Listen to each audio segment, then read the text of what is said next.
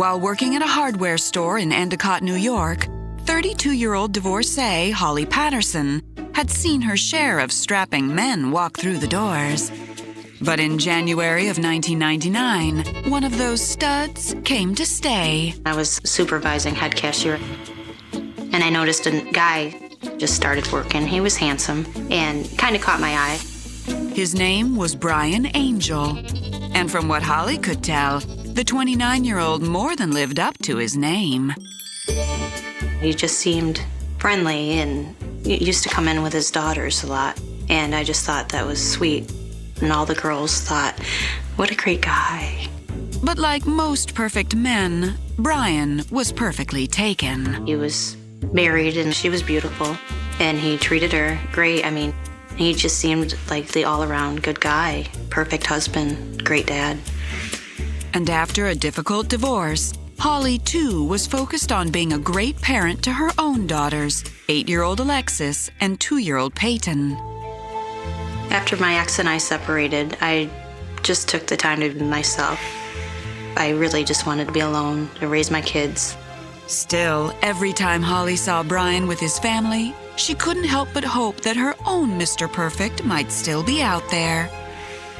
Then one day, a glimmer of hope.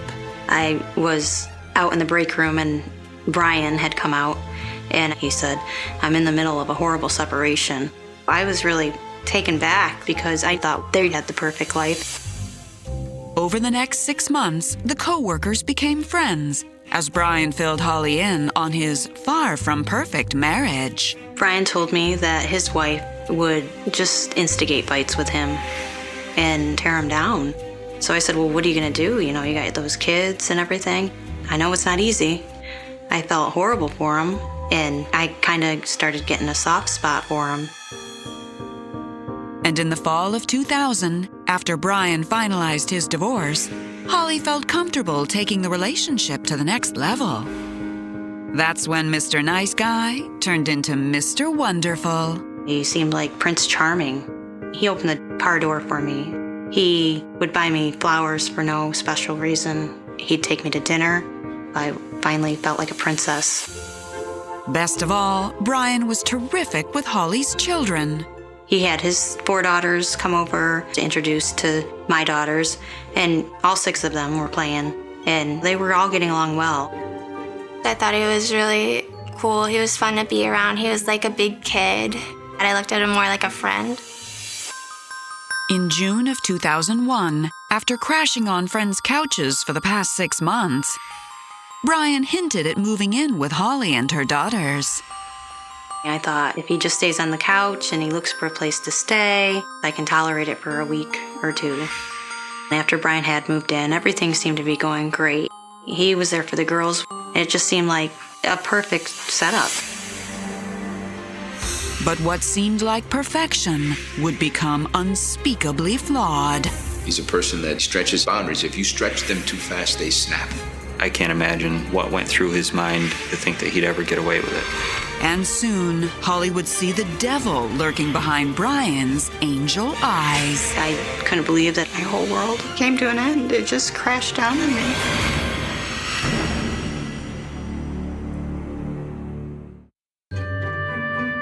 In the summer of 2001, Holly Patterson and her boyfriend Brian Angel were the picture of blended family perfection. Brian usually would get his 4 girls once or twice during the week and then every other weekend. Of course, my daughters looked forward to spending time with his girls. He would let us do whatever we wanted. Brian was like my buddy. We had the perfect life. We were like the Brady Bunch, just all girls. But circumstance was about to test their new family bonds. Brian lost his job at the hardware store. He kind of butted heads with one of the managers out there. It did hit the household income a little bit. So we kind of had to make cutbacks, and it became a little bit of a struggle. Brian reassured Holly that he'd land another job quickly. But in the meantime, he'd make himself useful by babysitting the girls after school. It was comforting knowing that Brian was home with the girls while I was at work. I knew he was taking good care of them, making dinner, and the house was clean. He did everything for Holly's girls. Brian talked about them all the time. He absolutely adored the two. In fact, there was little Brian wouldn't do for the benefit of the girls. On Alexis's 9th birthday party, she had about 8 girls spend the night. And then later that night, after we went to bed, something woke me up. And I looked and Brian wasn't in bed with me. So I went to go look for him. And when I went to the girls' room, I noticed that Brian was in there. And I said, "Brian, what are you doing?" And he got up real quietly and, "Shh, one of the girls were choking. I took her a glass of water. Go back to bed." And I said, "Okay."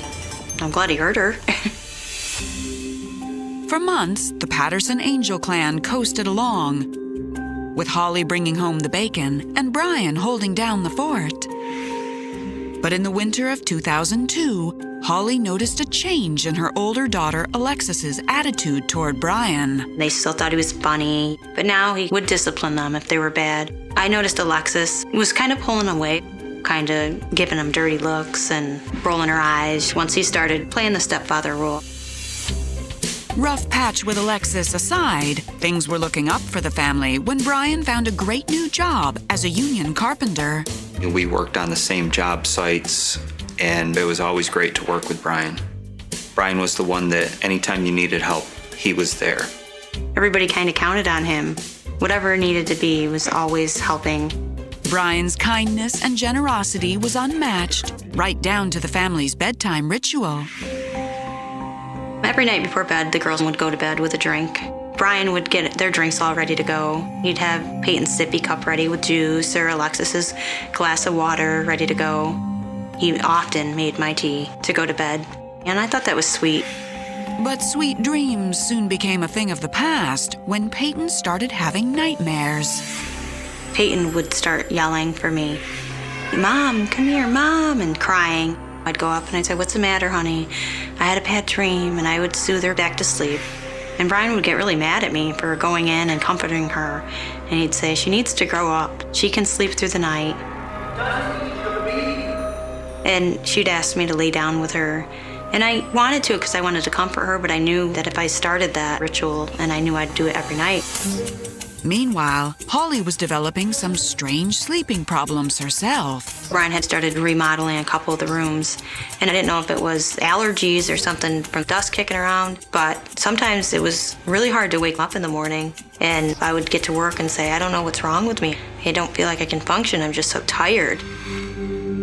But dust and drowsiness seemed a small price to pay for Brian's hard work on improving her family's home. Brian was passionate about what he did, so he worked really hard doing stuff around the house. He finished the kitchen for me. He treated me and the girls like gold. But Brian's motives would prove to be anything but selfless. Nobody really knows what happens in the middle of the night when he's out lurking in the dark. And soon Holly would discover just how heartless her Mr. Wonderful could be. She would not stay at the house. She feared him. I just felt like I was in the middle of a nightmare.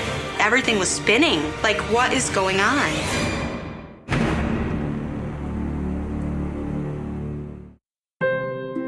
Despite a few sleep issues, in the summer of 2005, Holly Patterson and her boyfriend Brian Angel were living a storybook life. But one night, Holly awoke to a disorienting sight. I woke up and Brian was standing right at the end of my bed, underneath the opening to the attic. I said, "What are you doing?" And he kind of looked at me funny, like I scared him. And he said, "Killing a bug."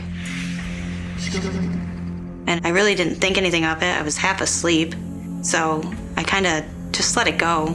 And shortly after Brian started his new carpentry job, Holly noticed he seemed to have a short fuse. Most of the time, Brian was great to be around, but once he would get angry about one little thing, it was an explosion of anger and him throwing things and screaming. Brian was changing in ways Holly never expected. He even began drinking frequently. I didn't know what was going on. It seemed to be a daily thing, causing a strain on our relationship because he was coming home at 7 or 8 at night, drunk, and he would just be cocky and ornery, and His Mr. Perfect kind of started to fade. After 5 years together, it seemed this Brady bunch was losing its shiny, happy veneer.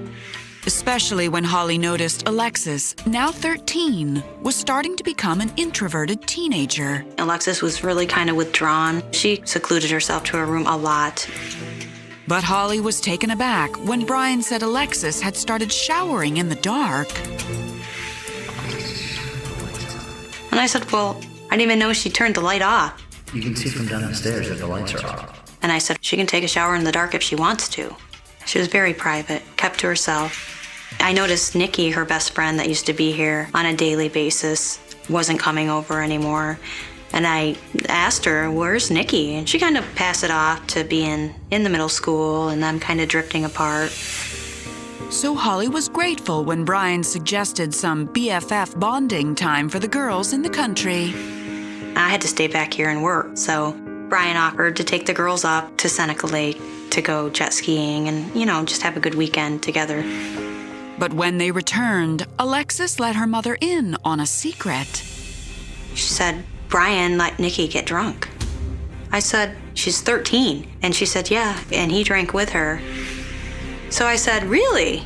Are you kidding me? I was shocked. So I went to Brian right away. Brian explained he'd found Nikki sneaking around with a bottle of alcohol she'd found. He said, I didn't let her drink.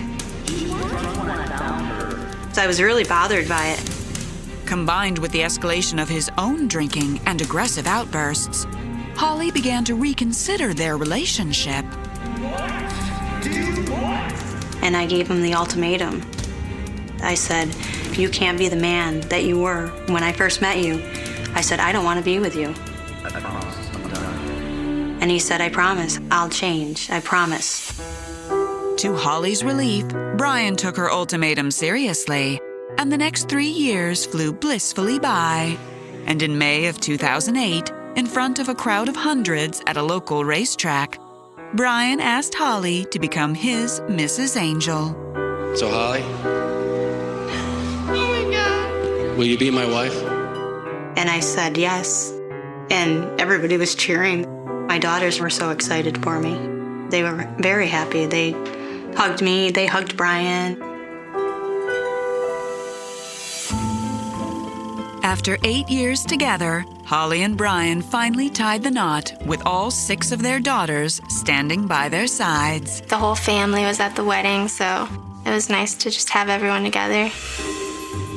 And the newlyweds couldn't have been happier when Holly discovered she was pregnant 8 months later, this time with a boy. When their son Dallas was born in December 2010, Holly felt blessed to be living her dream. This time being pregnant just meant the world to me, with Brian being there and being so loving, and I just knew that this just is perfect. But that summer, Holly's perfect life would take a devastating turn. While Peyton stayed home with Brian, Holly took Alexis to get settled in for her first year at college. I spent the day with Alexis, at her school, and I noticed that Peyton had texted me. And I looked at it and it said, Mom, you need to call me. This is an emergency. Holly's heart leapt into her throat, and she immediately called Peyton. The way she answered the phone was odd to me because she kind of was in a whisper. And I said, what is going on? What are you doing? What Peyton said next would turn Holly's future dreams into an utter nightmare. If she could have killed him, she would have right there. I said, you need to get out of the house. You need to leave that house right now. If you have a story for Who the Bleep and would like to appear on the series, go to investigation.discovery.com. On the night of March 25th, 2011, while away with her daughter Alexis, Holly Angel received an emergency call from her youngest daughter, Peyton. She goes, I can't talk. I'll call you back. I said, don't do this to me. I said, text me or something. So I hung up with her, frantic. Is she hiding from somebody? Is something happening to her?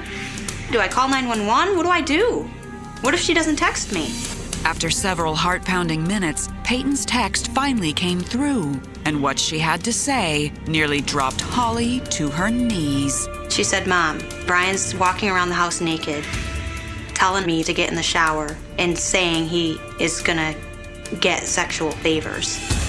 I said, oh my God, Peyton. And I'm panicking. I said, you need to get out of the house. You need to leave that house right now. And I said, start walking like you're walking to your dad's house. I'll get a hold of Grandma and tell her to come pick you up. I was really scared because if Brian looked out his window, he could see me walking.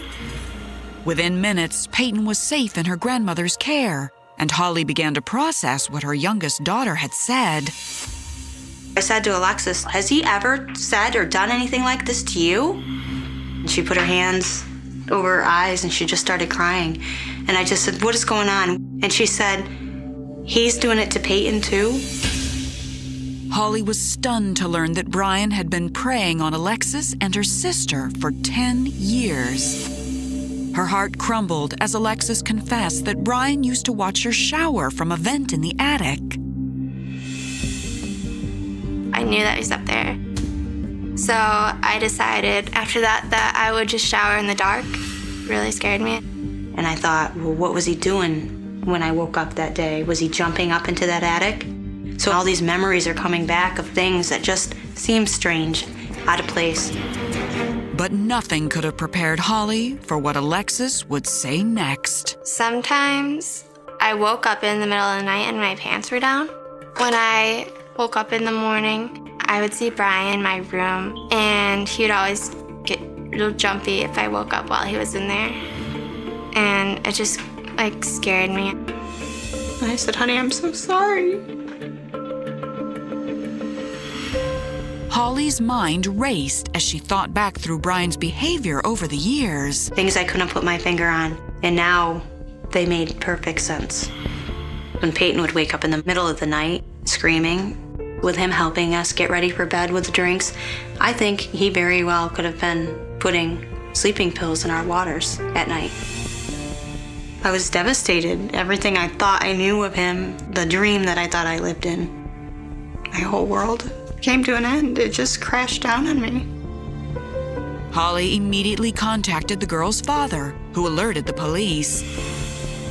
And on March 27, 2011, Brian Angel was arrested for sexual abuse in the first and second degree. We all, just cried. I thought I had a wonderful marriage, and it never was. And my husband, that I thought was the man of my dreams, just got arrested for sexually assaulting my two girls. And Holly's daughters were not the only victims. While Brian had not preyed on his biological children, after his arrest, several neighborhood girls came forward with their own tales of abuse while on playdates at the Angel home. He was always lurking, always sneaking, and so all the kids recalled pants off, underwear off, but they don't know how it happened in the middle of the night. And that camping trip to Seneca Lake? Brian had actually supplied Alexis's friend Nikki with the alcohol she supposedly found. He wanted to be the fun dad, the fun father, we're going to give him alcohol and stuff like that. But this is part of the grooming process to get him to the next level where he can do things for his own sexual gratification. On February 15, 2012, Brian Angel pled guilty to first and second degree sexual abuse for molesting Alexis and Peyton. But rather than endure a painful trial, the additional victims agreed to a plea deal. The kids in this grand jury room were crying, and you feel terrible for them. It's basically a plea deal to avoid the trial, so that no other charges would be brought against them, and avoid a lot more hurt and then let the healing begin. Brian Angel was sentenced to 3 years in prison.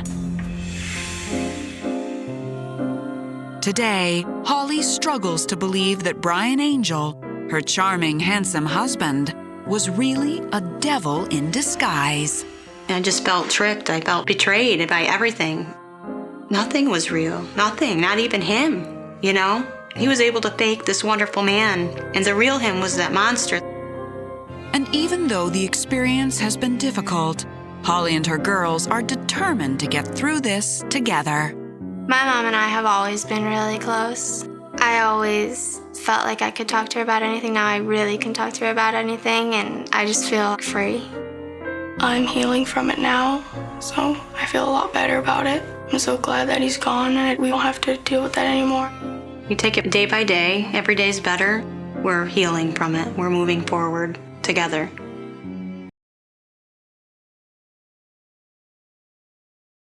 Single mom Anna Torres adored her 3-year-old daughter, Elizabeth. I was 16 when I got pregnant with Elizabeth. My heart was filled with joy. I was just elated to have my first child, a little girl. But Anna felt trapped in her relationship with Lizzie's father. It was a bad relationship. I wanted better. I wanted to move on. So in the summer of 1997, Anna found the courage to leave. She moved from Anaheim to Orange, California, and got a job working as a dispatcher for a local tow truck company. I felt a sense of accomplishment.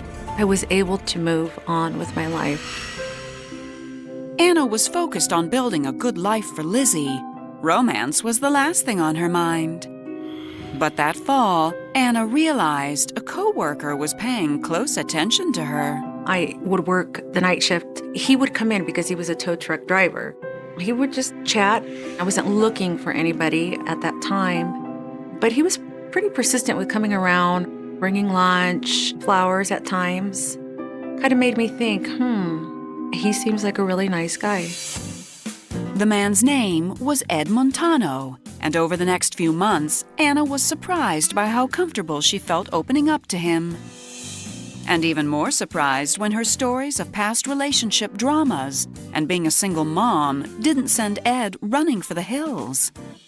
I wouldn't say there was a chemistry attraction there, but he didn't seem like he would hurt a fly. He genuinely seemed like he cared, like he wanted to comfort me. Anna and Ed's friendship quickly blossomed into romance. And after 6 months of dating, Anna was excited to meet Ed's adoptive parents and learn more about his family. But the visit would leave Anna with more questions than answers. Ed and his father walked away to have a conversation, and his mother started to make small talk, and I started to talk about my daughter. And she did not know that I had a child. And she said, "You have a child?" And I said, "Yes. Didn't Ed tell you?" And she said, "No." And so I was disappointed, didn't understand. He just seemed to be so accepting of Lizzie and loving. Anna was heartbroken by Ed's glaring omission, and she wondered why would adoptive parents have such strong feelings about stepkids. Ed told me that his parents were very old-fashioned and wanted to see him get married, then have a child, because Ed had been married previously with 2 stepchildren. I felt that they looked at it as, oh boy, here we go again. Being married with stepkids, it's not going to work out. Ed assured Anna that his mother's views were not his own. And 6 months later, when Anna discovered she was pregnant and Ed suggested they get married, any doubts Anna felt about Ed's commitment disappeared. I just wanted to say, hey, I did the right thing, and I've moved on, and he's so good. And, you know, he's really soft, and he's gentle, and he's quiet. She thought Ed was the nice guy, and he was going to take care of her, and they were going to raise his family together. So in January of 1998, Anna and Ed tied the knot in a no-frills ceremony at City Hall. Being 4 months pregnant, I didn't want to have a big wedding. I was excited about the fresh start. I desired to be, married in a committed relationship with somebody who said that he loved me. And I was happy. I was happy. And when Anna gave birth to a son, she counted her blessings. I felt it was only right to name him after his father. And when he held him in his hands, he cried. I was happy to see him, to be happy. But Ed's gentle facade was hiding too many sinister secrets to count. Behind closed doors, he was a monster. Secrets that would tear Anna's small family to shreds. I told him that this confession was going to be under confidentiality, but confidentiality has its limitations. He was a different man than what I had known. The clean-cut guy who volunteers in the community, nobody suspects that person.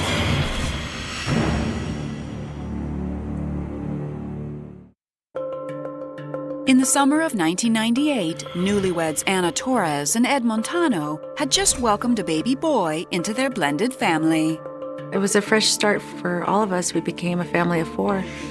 Anna and Ed and Elizabeth and little Eddie, they just seem to be a beautiful family. And when Ed announced he was going to pursue his dream of becoming an EMT, Anna couldn't have been more supportive. Ed said that he wanted to become an EMT because he wanted to be home there more for the kids.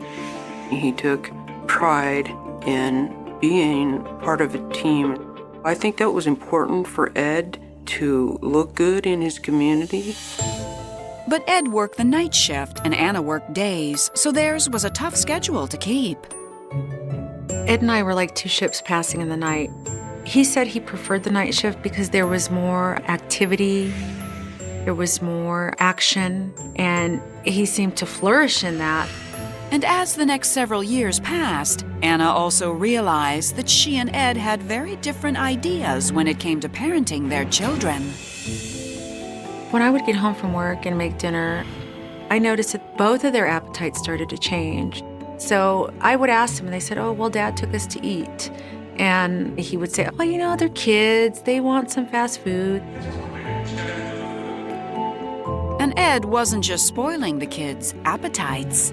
When I would come home, there would be these new gadgets, the cell phone, a karaoke machine, a video game. It was always something that we couldn't afford, but yet he felt a necessity to buy these for the kids.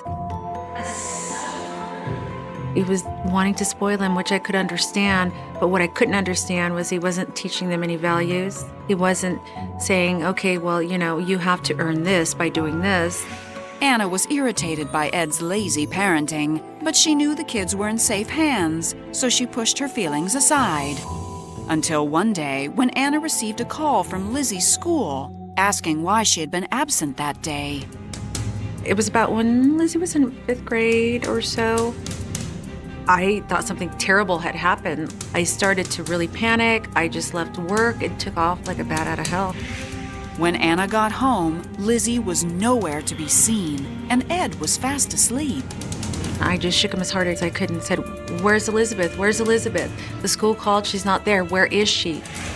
And he just turned around and he said, "Oh, she's at her friend's house across the street playing." I said, "She didn't show up to school today." And he said, "I know, she was sick." And I remember turning around, looking at him saying, "If she's sick, then why did you allow her to go play at her friend's house? That doesn't make any sense." And so I was angry. If she was genuinely sick, then why didn't he call me? Ed apologized and agreed to call Anna if there was ever an issue with the kids. Over the next several years, life went pleasantly by for Anna and her family. But as Lizzie approached her teen years, Anna noticed a troubling change in her daughter. Lizzie did seem to be withdrawn at certain periods in her life. And I always attributed that to her age and growing and developing into a young woman. Anna also noticed signs of depression in her husband. Ed would flip-flop from being a passive and loving and wanting to help to a person that kind of switched, changed, became depressed, and then his behavior became more and more withdrawn. I noticed him spending more time in the bedroom, not communicating. Anna wondered what was happening to her family. And in the spring of 2007, when they moved to a small town in Nevada, she hoped the change of scenery would do them good. But before long, Anna would learn that her family's mood swings were the least of her worries. He came across as a great guy. People didn't realize what was really underneath. Nobody suspected him. He was an EMT, so people in the community trusted him. I immediately got these butterflies in my stomach thinking, oh my gosh, what is wrong? By the winter of 2008, Anna Torres and Ed Montano had been married for nearly 10 years. but they had become more focused on their children than on their own relationship. I was occupied with working and making dinner, taking the kids to their functions at school. Ed didn't have a desire to participate in any functions unless it was with our kids. Anna didn't really mind. After all, Ed was a loving father, but his tendency to be a pushover as a parent was becoming increasingly frustrating to her. Ed would come to Lizzie's defense and if I disciplined her. So if I told her that she was grounded for one day and the next day I'd come home from work and where's Lizzie? Oh, well, she's, at so-and-so's house or doing something.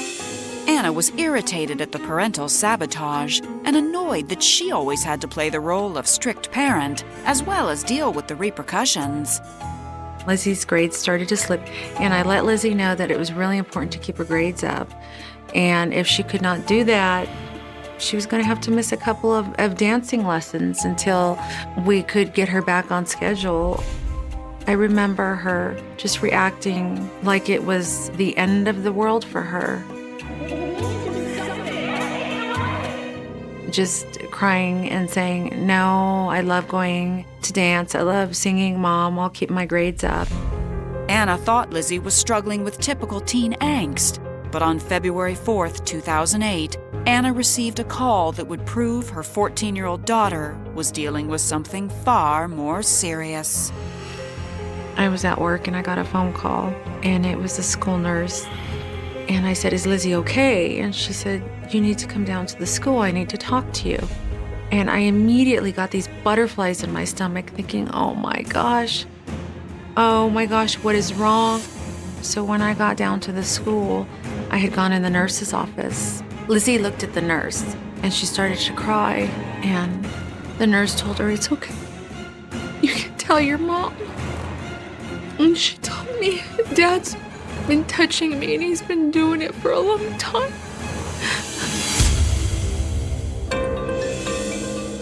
And I just hugged her and I told her I would stand by her, and I believe her and I would support her. At that moment, that's all I could do. The revelations were gut-wrenching. Anna learned that Ed Montano had been molesting Lizzie since she was 5 years old. After taking Elizabeth to the police station to file a report, Anna turned her focus to confronting her husband. My mother had taken Lizzie and my son to her home so I could confront Ed. When I got home, he sat down at the table and I looked right at him and I said, Lizzie said that you have been sexually abusing her. Immediately, he put his head down and he said it's not true, but he wouldn't look at me. Get out! I was standing by the stove and I remember that block of knives being there and I just wanted to pick it up and just stab him with it. I was so angry. Anna immediately kicked Ed out of the house. She had a hard time focusing in reality. One day, she's married, and then the next day, everything that she thought to be true was just falling apart. I didn't know if it was both of my children that he had abused. I spoke with my son and asked him if he also had been abused, and he had not. Started to analyze everything, every gift he had bought, everything that he had done. What did I miss? What didn't I see? It just started to all kind of fit together and make sense. Ed hadn't been spoiling the kids or shirking his parental responsibility. He had been bribing them to keep them quiet. He would buy him a soda or chips or something like that. And then he would take Elizabeth into the bedroom and shut the door so that Eddie wouldn't see it. He'd put a movie on for Eddie so that he'd sit down and watch it so that they were alone in the bedroom without any adult supervision, without any other witnesses around. And Anna began to wonder if her in-laws' objection to Ed marrying a single mother was caused by something far worse than their old-fashioned values. Did they know about Ed's secret? My head was in a cloud. I cried. I tried to keep it together for my kids. But when you're told that a man that you've been married to for 10 years is a monster, there was no way to process that information. But as Anna and her family tried to heal, they would soon learn that Ed was more than a child molester. He was living that lie for so many years. He was able to manipulate all these people. His dark secrets went much, much deeper. The person that I was married to didn't exist. If you have a story for Who the Bleep and would like to appear on the series, go to investigationdiscovery.com.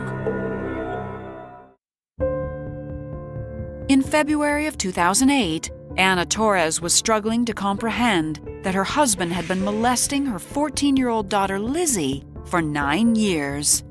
It's really hard to accept that somebody that you love and you trust and you've been married to for 10 years would harm your children. But Lizzie's confession was just the first step on a painful path to justice.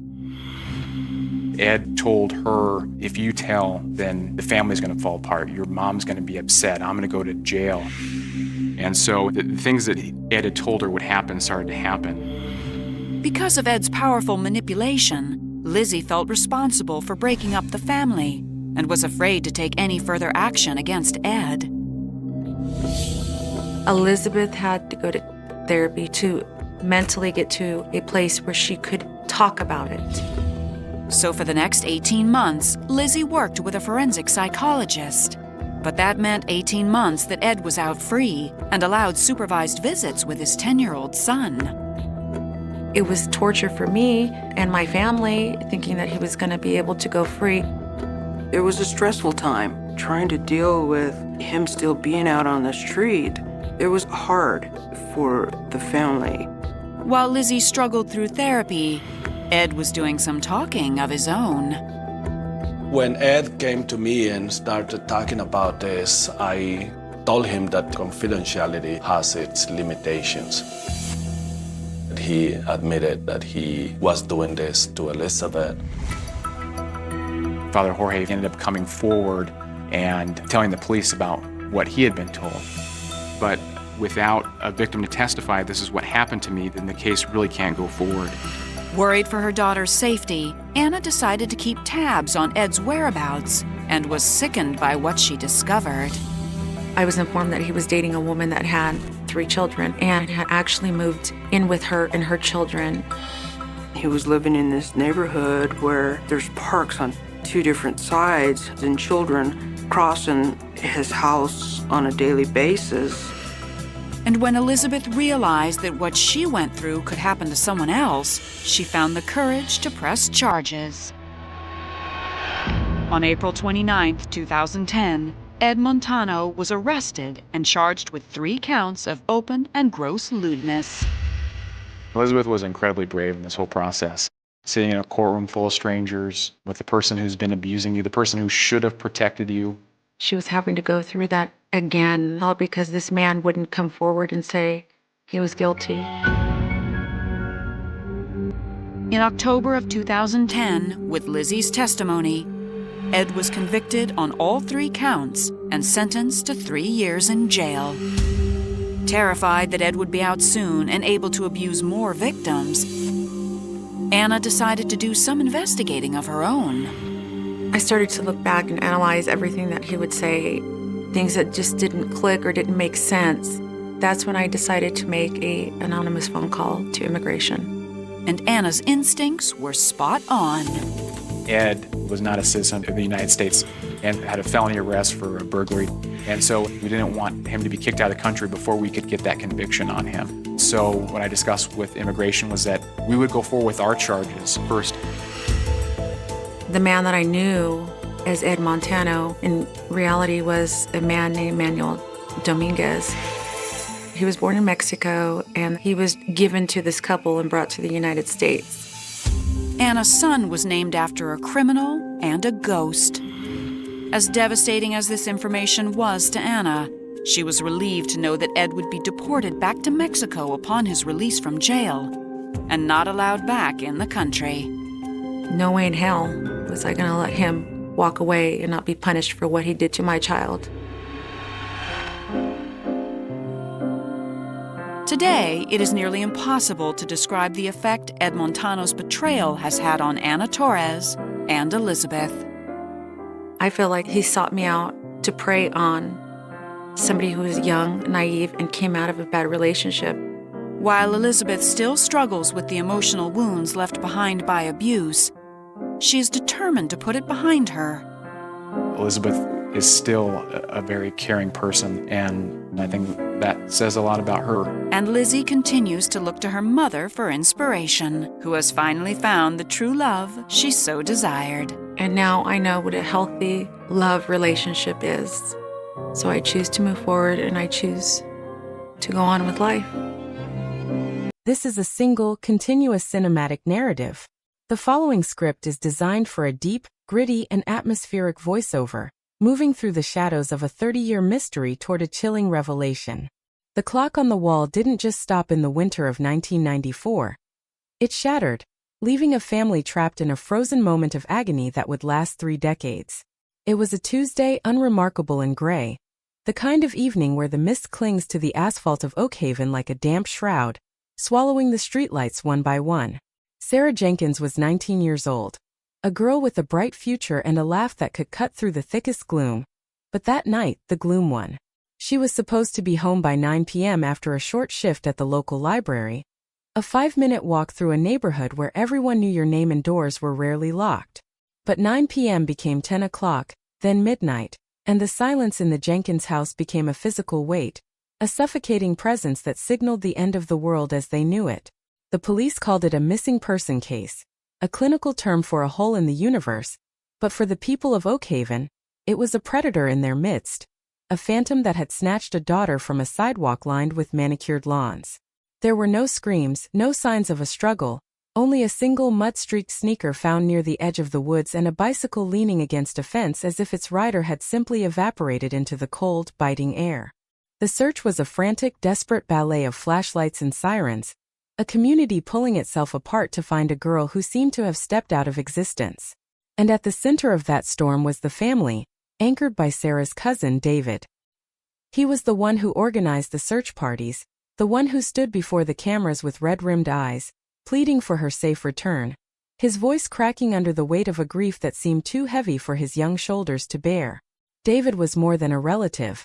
He was the protector, the one who stayed up all night with Sarah's parents, clutching a landline phone that refused to ring, his presence a singular pillar of strength in a house crumbling into despair. Every lead was a dead end, every tip a cruel joke, and as the weeks bled into months, the sensational headlines, Oakhaven's Lost Angel, The Girl in the Mist, began to yellow and fade. The investigation hit a wall of silence so absolute it felt intentional, a vacuum where evidence went to die, leaving behind only the haunting image of a sneaker in the mud, and a family that had forgotten how to breathe. Years turned into decades, and the case of Sarah Jenkins drifted from the front pages into the dusty basement of the precinct, a thick folder labeled Unsolved, that grew heavier with every passing year of failure. The town moved on, the woods where she vanished were cleared for a new housing development, and the memory of the girl with the bright laugh became a ghost story whispered by those who still remembered the night the safety of Oakhaven died. But the trauma didn't fade. It mutated. A slow-acting poison that eroded the Jenkins family from the inside out, fueled by the agonizing uncertainty of never knowing if she was dead or simply gone. David, the grieving cousin, remained the keeper of the flame, moving to a nearby city but returning every anniversary to lay flowers by the woods, a tragic figure of loyalty and loss who never gave up hope. He was the hero of a sad story, the man who stayed when the world forgot, his life defined by the shadow of a 19-year-old girl who never came home, while the DNA samples recovered from that lone sneaker sat in a sterile plastic tube, waiting for a technology that didn't yet exist to catch up with a killer's tracks. Then came the dawn of a new era in forensics, a shift from the microscopic to the ancestral, where the secrets hidden in the blood could finally be mapped across the branches of a family tree. In 2024, a cold case task force, armed with investigative genetic genealogy, reopened the Jenkins file, not looking for a direct match in a criminal database, but for a trail of cousins, aunts, and grandfathers. They weren't looking for a monster, they were looking for a lineage. The lab technicians worked in a silence that mirrored the 30-year wait, extracting a degraded, fragile strand of DNA from the old evidence and running it through public heritage databases, searching for a spark in the dark. What they found wasn't a stranger lurking in the bushes or a drifter passing through town. The data began to knit together a terrifyingly familiar pattern, a genetic map that pointed directly back into the heart of the Jenkins family itself. The investigators watched in stunned disbelief as the links tightened, the digital web centering on a specific branch of the tree, a realization dawning that the predator hadn't been watching from the woods, he had been sitting at the dinner table. The surveillance began in secret, a high-stakes game of shadows played out in the mundane settings of everyday life. As detectives tracked the man the DNA had identified as the most likely source of the biological material found on Sarah's shoe, they followed him to a local diner, watching him drink coffee, laugh with the waitress, and act like a man with a clear conscience, a man who had spent 30 years perfected the art of the lie. When he finished his meal and discarded a plastic straw, the detectives moved in like scavengers, securing the piece of trash as if it were a holy relic, a modern-day key to an ancient vault of secrets. The lab results were back in 48 hours and the match was undeniable, a 99.9% certainty that the DNA on the straw belonged to the person who had left their mark on Sarah Jenkins the night she disappeared. The missing relative, the grieving cousin who had led the search and wept for the cameras, was no longer the victim. He was the culprit, a wolf who had spent 3 decades wearing the fleece of a lamb. The arrest was a silent explosion that leveled the fragile peace the family had spent a lifetime trying to build. A moment of visceral shock that turned the world upside down. When the handcuffs clicked around David's wrists, the mask he had worn since 1994 didn't just slip, it evaporated, leaving behind the cold, hollow eyes of a man who had watched his own family rot from the inside out because of his handiwork. There was no grand confession at first, only a chilling silence as the evidence was laid out. The DNA, the timeline, the microscopic betrayals that had been buried under 30 years of artificial grief. The community of Oakhaven reeled as the news broke, the headlines shifting from "cold case solved" to "the monster among us." A realization that the person they had comforted and admired was the very person who had stolen their sense of security. It was a betrayal of the highest order, a psychological horror story where the hero and the villain were the same man, separated only by the passage of time and a mountain of expertly crafted deception. In the interrogation room, the walls seemed to close in as the weight of 30 years of hidden truth finally became too heavy to hold, and the story of that night in 1994 began to spill out like blood from a fresh wound. It wasn't a calculated execution, but a moment of dark impulse, a confrontation in the mist that spiraled into a tragedy David couldn't take back. So he chose to hide it instead, burying his crime under layers of public mourning. He described how he had found her, how he had panicked, and how he had spent the rest of his life playing the part of the devoted cousin to ensure no one would ever look in his direction. The chilling detail wasn't just the act itself, but the endurance of the lie, the way he had hugged Sarah's mother while knowing exactly where her daughter's body lay, the way he had helped search the very woods he had used as a graveyard. It was a level of sociopathic precision that left even seasoned detectives cold, a reminder that the most dangerous monsters are often the ones who know exactly how to comfort you. The discovery of Sarah's remains, led by David's own shaking hand to a shallow, forgotten grave deep within the overgrown heart of the old forest, provided a final, grim closure to a 3-decade-old wound. The sneaker found in 1994 hadn't been a clue left behind by a fleeing girl. It had been a marker of the struggle she lost against someone she trusted, a silent witness to a betrayal that defied comprehension. As the forensics team carefully unearthed the past, the town of Oakhaven stood in a collective, haunted silence, realizing that the ghost that had haunted them for 30 years had been walking their streets, attending their funerals, and sharing their meals. The closure was not a relief. It was a new kind of pain, a realization that the person they thought they knew was a fiction, a character created by a killer to shield himself from the consequences of his own darkness. The missing relative hadn't been lost at all. He had been hiding in plain sight, fueled by the very sympathy he had stolen from those he hurt the most. Today, the Jenkins house is quiet, but it is a different kind of silence than the one that began in 1994. It is the silence of a truth that has finally been told, however devastating it may be. The family is left to pick through the wreckage of their memories, trying to reconcile the man who helped them through their darkest hours with the man who caused them. A puzzle that may never truly fit together. David sits behind bars, a middle-aged man facing the ghost of his 19-year-old self, a prisoner of the DNA he thought he had outrun. A testament to the fact that the past is never truly buried. The case of Sarah Jenkins is no longer a cold case, but it remains a cold reality. A reminder that justice, while slow, is an inevitable force that can bridge any gap of time to find the truth hidden in the marrow. The mystery is solved, the culprit is caught, but the shadow he cast over Oakhaven remains, a permanent stain on the local history that proves sometimes the person you're looking for is the one holding the flashlight. The legacy of the Oakhaven disappearance serves as a chilling warning to every quiet town with dark woods and unlocked doors. The greatest threat isn't always the stranger in the shadows, but the familiar face in the light. As the DNA technology continues to peel back the layers of history, more secrets like David's will inevitably come to the surface, revealing the hidden monsters who thought they had escaped the reach of the law. For the Jenkins family, the healing is only just beginning, a slow and agonizing process of reclaiming Sarah's memory from the man who tried to own it through his lies. Her bright laugh is no longer a haunting echo but a reclaimed treasure, a life that was stolen but finally acknowledged, a soul finally laid to rest far away from the influence of her betrayer.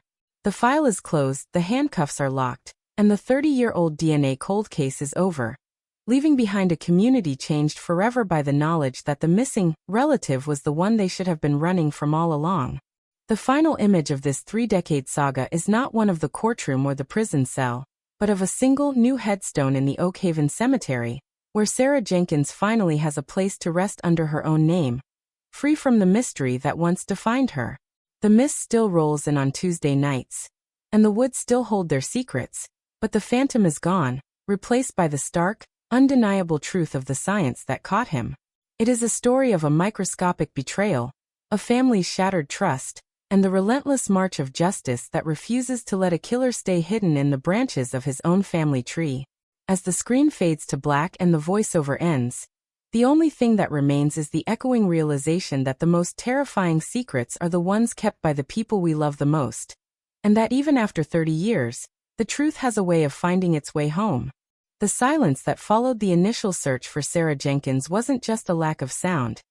It was a living, breathing entity that settled into the floorboards of the Jenkins home and refused to leave. As the weeks stretched into months, the vibrant energy of Oakhaven began to curdle, replaced by a pervasive, low-level paranoia that made neighbors look at each other through the narrow slits of half-drawn blinds. The investigators of the mid-90s were working in a world of shadows, hamstrung by the primitive tools of a forensic science that was still in its infancy. They had the sneaker, they had the bicycle, and they had a handful of hair fibers recovered from the brush where the struggle likely occurred. But in 1994, those things were dead ends, silent witnesses that refused to speak the killer's name. The lead detective, a man named Miller who would eventually retire with Sarah's photo still tucked into the visor of his car, spent his nights staring at the evidence boards until the faces of the suspects blurred into a single, monstrous mask. He knew the killer was local. He knew the logistics of the abduction required a level of intimacy with the neighborhood's layout that no drifter could possess. Yet, every time he moved toward a lead, the trail vanished into the damp earth of the Oakhaven woods. Meanwhile, inside the Jenkins household, the anatomy of grief was being rewritten. Sarah's mother, Martha, became a ghost in her own kitchen, moving with a mechanical slowness, her eyes always drifting toward the window that faced the street. Every car that slowed down was a heartbeat of false hope. Every ringing phone was a jolt of electricity that ended in the hollow disappointment of a telemarketer or a prank caller. And always, there was David. To an outsider, David was the saint of the family, the bridge between the shattered parents and the harsh reality of the outside world. He was the one who translated the police jargon for them, the one who handled the press, and the one who meticulously curated the missing posters that began to weather and peel under the autumn rain. There was a specific, chilling irony in the way he would sit at the kitchen table, his hand resting over Martha's trembling fingers, offering a brand of comfort that was actually a form of surveillance. He wasn't just grieving, he was monitoring the progress of the investigation from the inside, ensuring that every time the police got close to a realization, he was there to gently nudge the narrative in a different direction. The psychological toll on David must have been immense, yet he wore the mask with a terrifying precision. In the late 90s, As the case began to cool and the media moved on to the next tragedy, David didn't pull away. Instead, he leaned in, becoming the self-appointed historian of Sarah's disappearance. He kept a scrapbook of every article, every mention of the case, a trophy disguised as a memorial. He would often speak of what Sarah would have wanted, using the voice of the dead to manipulate the emotions of the living. This period, the long, agonizing middle years, was where the real crime took place. It wasn't just the abduction and the murder. It was the 30-year-long gaslighting of an entire bloodline. David watched Sarah's father descend into alcoholism, watched her siblings struggle with the survivor's guilt that he had planted in them, and he did it all while maintaining the facade of the loyal protector. He was the architect of their misery, and he sat in the front row to watch it burn, his presence a constant reminder of what they had lost, never once letting the mask slip even in his most private moments of supposed mourning. As the millennium turned, the world changed, but the Jenkins case remained a frozen artifact of 1994. The file grew thick with useless tips, psychics claiming to see Sarah in the desert, sightings in distant cities that led to nothing but more heartbreak. The police department went through 3 different chiefs, and the cold case drawer became a graveyard for folders that no one wanted to touch. To open the Jenkins file was to invite a sense of failure into the room, a reminder of the limits of human intuition when faced with a predator who didn't fit the profile. David had moved out of Oakhaven by then, taking a job in the city, but his presence was still a tether that bound the family to the tragedy. He would call on her birthday, his voice a practiced tremor of sadness, making sure the wound stayed open, making sure the family never found the strength to move on, and perhaps look at the past with fresh eyes. He was playing a long game, a decades-long performance where the stage was a grieving household, and the audience was a town that had forgotten how to feel safe. The mid-2000s brought the first real hope with the expansion of the Cody's database, but it was a false dawn. The DNA recovered from the sneaker was run against the profiles of known offenders, but it returned nothing but a digital shrug. The killer wasn't in the system. He wasn't a career criminal. He didn't have a rap sheet for assault or robbery. He was a one-and-done predator, a man who had committed a single, heinous act and then retreated into the safety of a mundane life. This is the most dangerous kind of killer. The one who can compartmentalize their darkness so effectively that it never leaks into their daily routine. David was living a normal life, perhaps even a successful one, while the biological evidence of his crime sat in a temperature-controlled room, a ticking time bomb of genetic code that he assumed would never explode. He believed he had beaten the clock. He believed that with every passing year, the evidence degraded just a little more, and the memories of the witnesses grew just a little fuzzier, until he was finally, truly safe. But science is a patient hunter. While David was building a life on a foundation of lies, the field of genomics was undergoing a revolution. The transition from basic DNA profiling to the complexity of single nucleotide polymorphism, or SNP, testing was changing the landscape of criminal investigation. It was no longer about finding an exact match. It was about finding the relatives.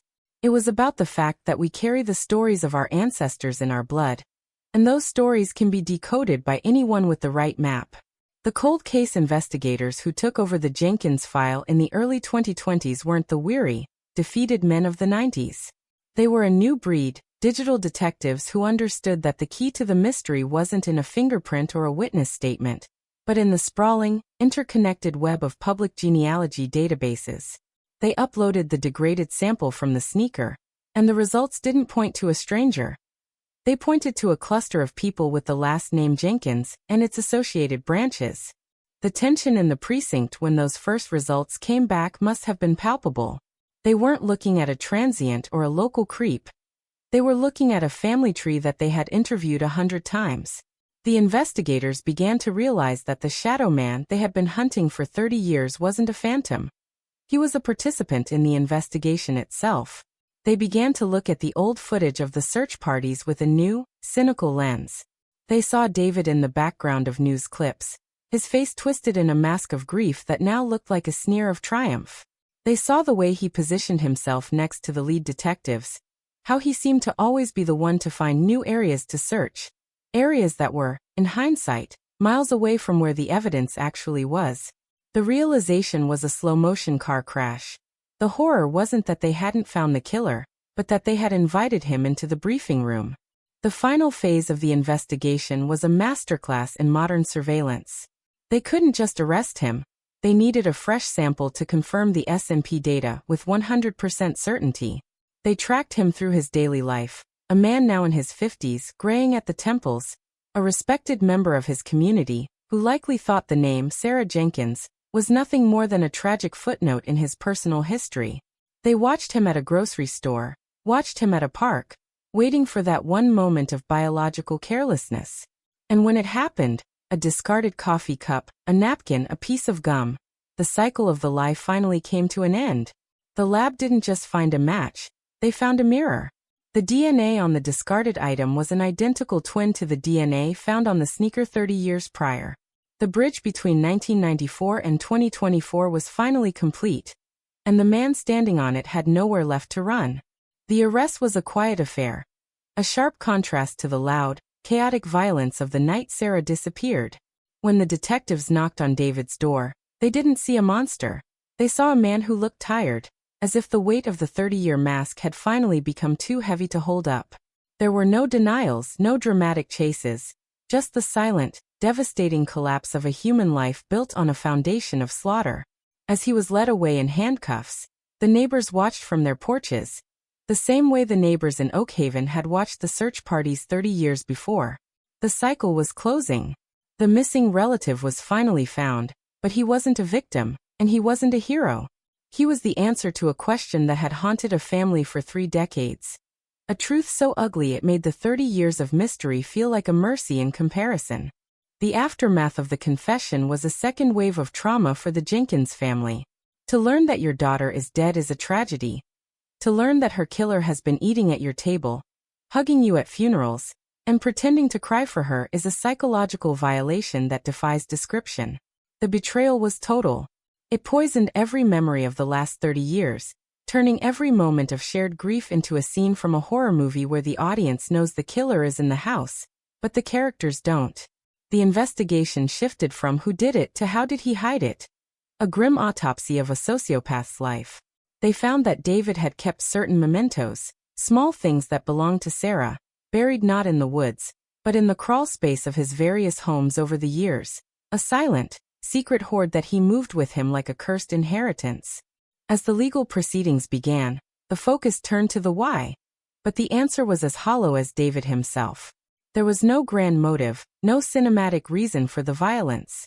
It was a moment of opportunism, a dark impulse met with a lack of empathy, followed by a lifetime of cowardice. The story of Sarah Jenkins isn't a story of a mystery solved, it's a story of a lie exposed. It's a testament to the fact that time doesn't heal all wounds. Sometimes, it just allows them to fester until the truth acts as a scalpel. The 30-year DNA cold case didn't just find a killer. It dismantled a 30-year performance, leaving nothing behind but the cold, hard reality of a life stolen, and a family betrayed by their own blood. The finality of the verdict brought no joy, only a heavy, somber silence that finally allowed the town of Oakhaven to stop looking over its shoulder and start looking at the truth. The clicking of the handcuffs wasn't just a sound.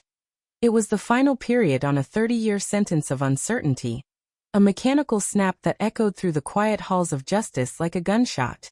As David was led into the sterile, fluorescent-lit confines of the station, the air in Oakhaven seemed to thin, as if the town itself was struggling to catch its breath after a 3-decade sprint away from the truth. The cameras were there, of course, their lenses like unblinking eyes recording the fall of a man who had been the town's symbol of tragic resilience. The cousin of death, the headlines would soon scream. A moniker that perfectly captured the duality of a man who had spent half his life mourning a victim he had created with his own hands. In the observation room, the detectives who had spent years chasing ghosts watched the monitors with a mixture of professional triumph and personal revulsion, seeing not a mastermind, but a tired, graying middle-aged man whose life had been an elaborate, hollow performance. The mask hadn't just slipped, it had disintegrated, leaving behind a face that was terrifyingly ordinary. A reminder that the most profound evil often wears the most familiar skin. Inside the interrogation room, The atmosphere was thick with the scent of stale coffee and the heavy, metallic tang of fear. David sat at the small metal table, his hands, the same hands that had gripped Sarah's throat in 1994, now resting limply on the cold surface. Across from him sat Detective Eris, a woman who had grown up in Oakhaven and remembered the fear that had defined her childhood. She didn't start with the murder, she started with the lie. She spoke of the search parties, the candles lit in the town square, and the way David had stood at the front of the church, his voice trembling as he read a poem for Sarah. She watched his eyes, looking for a flicker of shame, a spark of regret, but found only a vast, chilling emptiness. David was a man who had lived in the vacuum of his own creation for so long that he had forgotten how to feel the weight of a human life. The silence stretched, a high-tension wire ready to snap, until finally, Eris leaned forward and placed a single photograph on the table. The mud-streaked sneaker, the lone survivor of that winter night. "The DNA doesn't lie, David," she whispered, her voice a low vibration that seemed to vibrate the very air. "The blood, the skin cells, the microscopic history of that night. It all points to you." The technology that had finally trapped him was a marvel of modern science. A digital dragnet that had reached back through the decades to pull him from the safety of the shadows. The forensic genealogists had meticulously mapped the Jenkins family tree, identifying the unique genetic markers that could only belong to someone from that specific lineage. They hadn't just found a match, they had found a signature. The discarded straw from the diner had been the final piece of the puzzle, a modern-day smoking gun that provided a 100% biological certainty that the man who had been the family's protector was, in fact, their predator. David looked at the photo of the shoe, and for the first time in 30 years, the wall of denial began to crumble, his breathing becoming shallow and ragged as the ghosts of 1994 finally caught up to him. The confession began not with a bang, but with a shuddering exhale, a release of pressure that had been building since the night the mist swallowed Sarah Jenkins. David spoke in a flat, monotone voice, as if he were reciting a grocery list rather than the details of a homicide. He described the chance encounter in the woods, the way the cold air had fueled a sudden, irrational rage, and the moments of struggle that had turned a quiet walk into a nightmare. He didn't offer a motive because there wasn't one that made sense to a rational mind. It was an act of raw, unfiltered impulse, a darkness that had bubbled to the surface and consumed everything in its path. He described the panic that followed, the frantic attempts to hide the body, and the realization that his only hope of survival was to become the loudest voice calling for justice. "I became her champion so no one would ever suspect I was her killer," he admitted, a statement so cold it seemed to drop the temperature in the room by 10 degrees. As he spoke, a second team of investigators was already moving on his childhood home, a property that had remained in the family and served as the silent witness to his secrets. They weren't just looking for evidence, they were looking for the rest of Sarah. Guided by the specific, chilling details of David's confession, they focused on a patch of earth near the old property line, a place where the trees grew thick and the light rarely touched the ground. The excavation was a somber, methodical process, a group of men and women digging into the past to retrieve what had been stolen 30 years before. The news of the excavation spread through Oakhaven like a wildfire, drawing a silent crowd of onlookers who stood at the police tape, their faces etched with a grief that had been reopened like a fresh wound. When the first piece of clothing was unearthed, a scrap of denim that matched the description of the jeans Sarah had been wearing, a collective sob broke through the silence, a moment of visceral realization that the mystery was truly, horribly over. The discovery of the remains changed the charge from a disappearance to a capital crime, shifting the focus of the investigation to the logistics of the 30-year cover-up. How had he done it? How had a 19-year-old boy managed to fool the police, the media, and his own family for 3 decades? The answer lay in the psychological concept of the invisible man. By positioning himself at the center of the tragedy, David had made himself invisible. He was the one who was always there, the one who was always helping, the one who was suffering the most. He had leveraged the family's love and the community's sympathy to build a fortress of protection around himself. He had used the very grief he caused as a shield against suspicion, a level of manipulation that bordered on the supernatural. Every time a new lead was followed, David was there to subtly dismiss it. Every time a detective got close to the truth, David was there to offer a new, false direction, acting as a double agent in the war for Sarah's soul. Back at the Jenkins family home, the revelation was a cataclysm. Martha, now an elderly woman whose life had been defined by the absence of her daughter, sat in her living room as the detectives delivered the news. The person who had sat in that very chair, who had drank her tea and listened to her cry, was the person who had ended Sarah's life. The betrayal wasn't just physical, it was spiritual. It was a violation of the most sacred bond, the bond of family. She looked at the photos of David that were scattered throughout the house. David at graduations, David at holidays, David at Sarah's memorial services, and saw a stranger she had never truly known. The missing relative had been there all along, a parasite feeding on their pain, a realization that turned 30 years of memories into a hall of mirrors where every reflection was a lie. The legal proceedings moved with a grim, unstoppable momentum. The preliminary hearings were a media circus, a trial of the century, for a small town that had never wanted to be in the spotlight. David appeared in court in an orange jumpsuit, his hands shackled to his waist, a stark contrast to the suit-wearing, respectable man the town thought they knew. The prosecution laid out the case with surgical precision, using the DNA evidence as the anchor for a narrative of deception and cruelty. They spoke of the genetic trap, the way science had succeeded where human intuition had failed. They showed the jury the digital maps of the family tree, the overlapping branches that led inexorably to the man in the prisoner's box. The defense, faced with the overwhelming weight of the biological evidence, had little to offer but pleas for mercy based on a lifetime of good behavior, a claim that rang hollow in the face of a 30-year-old corpse. The community's reaction was one of pure, unadulterated shock. Oakhaven had been a place where people felt safe, a place where the missing posters of Sarah Jenkins were the only reminder of a darkness that wasn't supposed to belong there. Now the darkness was everywhere. It was in the schools, in the churches, and in the very homes where David had been a welcome guest. The trust that holds a community together had been shattered, replaced by a cold, nagging suspicion that anyone could be hiding a similar secret. The savage normalcy of David's life was the most terrifying part of the story. The idea that a person could commit such an act and then simply go on living, working, and loving, as if the blood on their hands could be washed away by the simple passage of time. As the sun set on the first week of the trial, the weight of the case seemed to settle over the town like a heavy fog.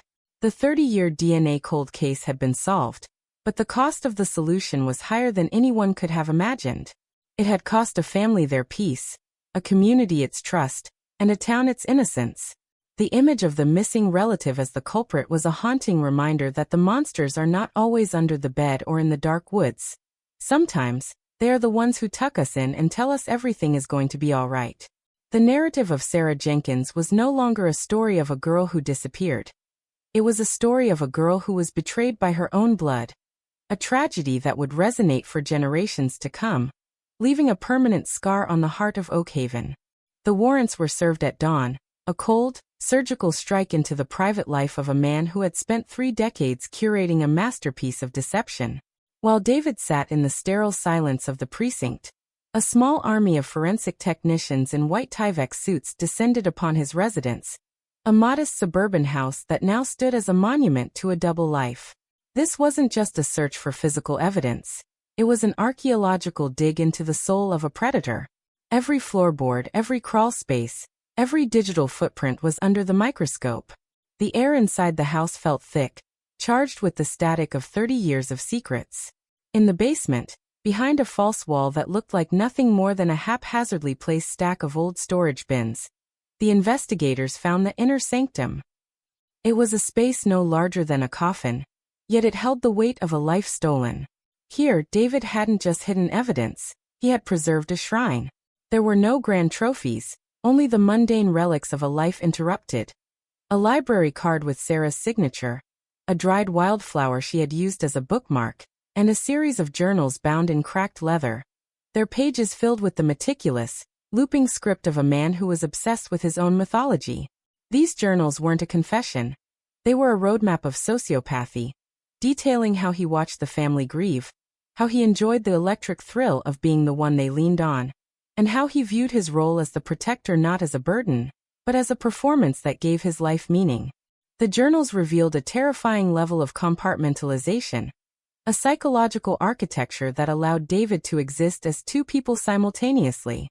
In the morning, he was the grieving cousin, the man who helped his Aunt Martha with her groceries and listened to her talk about the daughter she would never see again. In the evening, he was the scribe of his own darkness, recording the victory of every mislead and every failed police interview. The investigators read with a growing sense of nausea as David described the 1994 investigation as a game of chess, where the police were playing with missing pieces.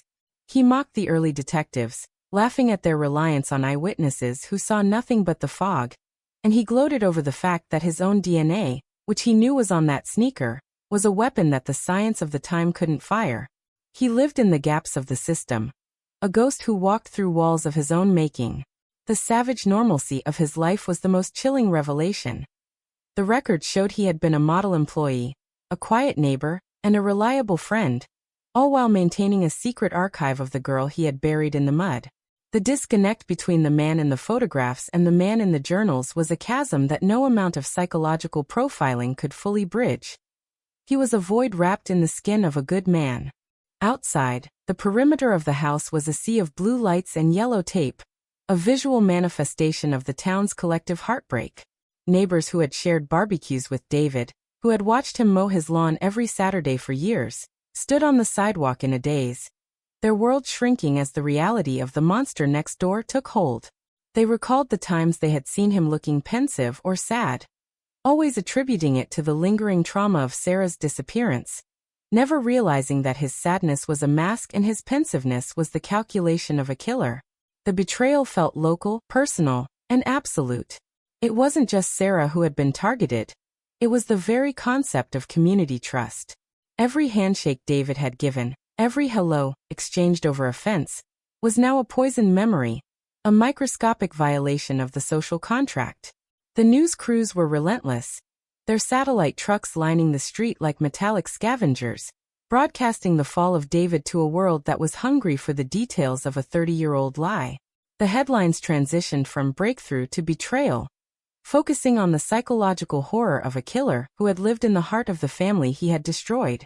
While the physical search continued, the forensic genealogy team was back at the lab, finalizing the genetic map that had trapped him. To understand the gravity of the science, one had to look at the sheer scale of the data. They hadn't just found David. They had filtered him out from a pool of thousands. By utilizing public DNA databases, they had identified pockets of genetic similarity, third and fourth cousins who had no idea they were helping solve a murder. The investigators traced the branches of the Jenkins tree, looking for the intersections of geography and biology. The DNA on the sneaker held the ancestral signature of the culprit, a string of markers that acted like a biological GPS. As they narrowed the search from hundreds of relatives to dozens, and then to a single household, the name David Jenkins emerged not as a surprise, but as an inevitability. The science was cold, objective, and relentless. It didn't care about his 30 years of good behavior, or the tears he had shed at Sarah's memorial. It only cared about the inescapable truth hidden in his cells. The genetic trap had closed with a finality that made David's years of hiding feel like a temporary stay of execution. The impact on the surviving members of the Jenkins family was a slow-motion demolition of their identity. Sarah's father, a man who had already been broken by the uncertainty, was now faced with a truth that was more painful than the mystery. He sat in his darkened living room. The flickering light of the news reports the only thing illuminating a face that had aged decades in a single night. He remembered the night of the disappearance, how David had been the one to find him in the woods when he was searching blindly, how David had put a hand on his shoulder and told him to have hope. That hand, that same hand, was the one that had ended his daughter's life. The realization was a physical weight, a pressure in his chest that threatened to collapse his very heart. Every holiday they had shared, every Christmas where David had sat at their table and toasted to Sarah's memory, was now a scene of unimaginable cruelty. The family was forced to perform a gruesome autopsy on their own lives, re-evaluating every interaction they had with David over 30 years, looking for the signs they had missed, the glitches in the matrix of his deception. But there were no signs, Because David was a master of the mundane. A man who knew that the best place to hide a lie is in the plain, boring truth of everyday life.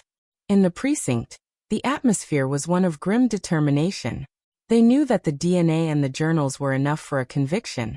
But they wanted more. They wanted the how and the why that would finally allow the community to heal. But David, after his initial shuddering confession, had retreated into a shell of legal silence. He was no longer the helpful relative. He was a defendant, a man who knew the system because he had watched it fail for 30 years. He sat in his cell, staring at the wall, perhaps replaying the tapes of his own performance in his head, wondering where the first crack had appeared. He had outrun the detectives of the 90s, he had outrun the cameras of the 2000s, but he couldn't outrun the progress of human knowledge. The very blood that made him a Jenkins was the blood that had betrayed him. It was a poetic, biological justice that resonated through the town of Oakhaven.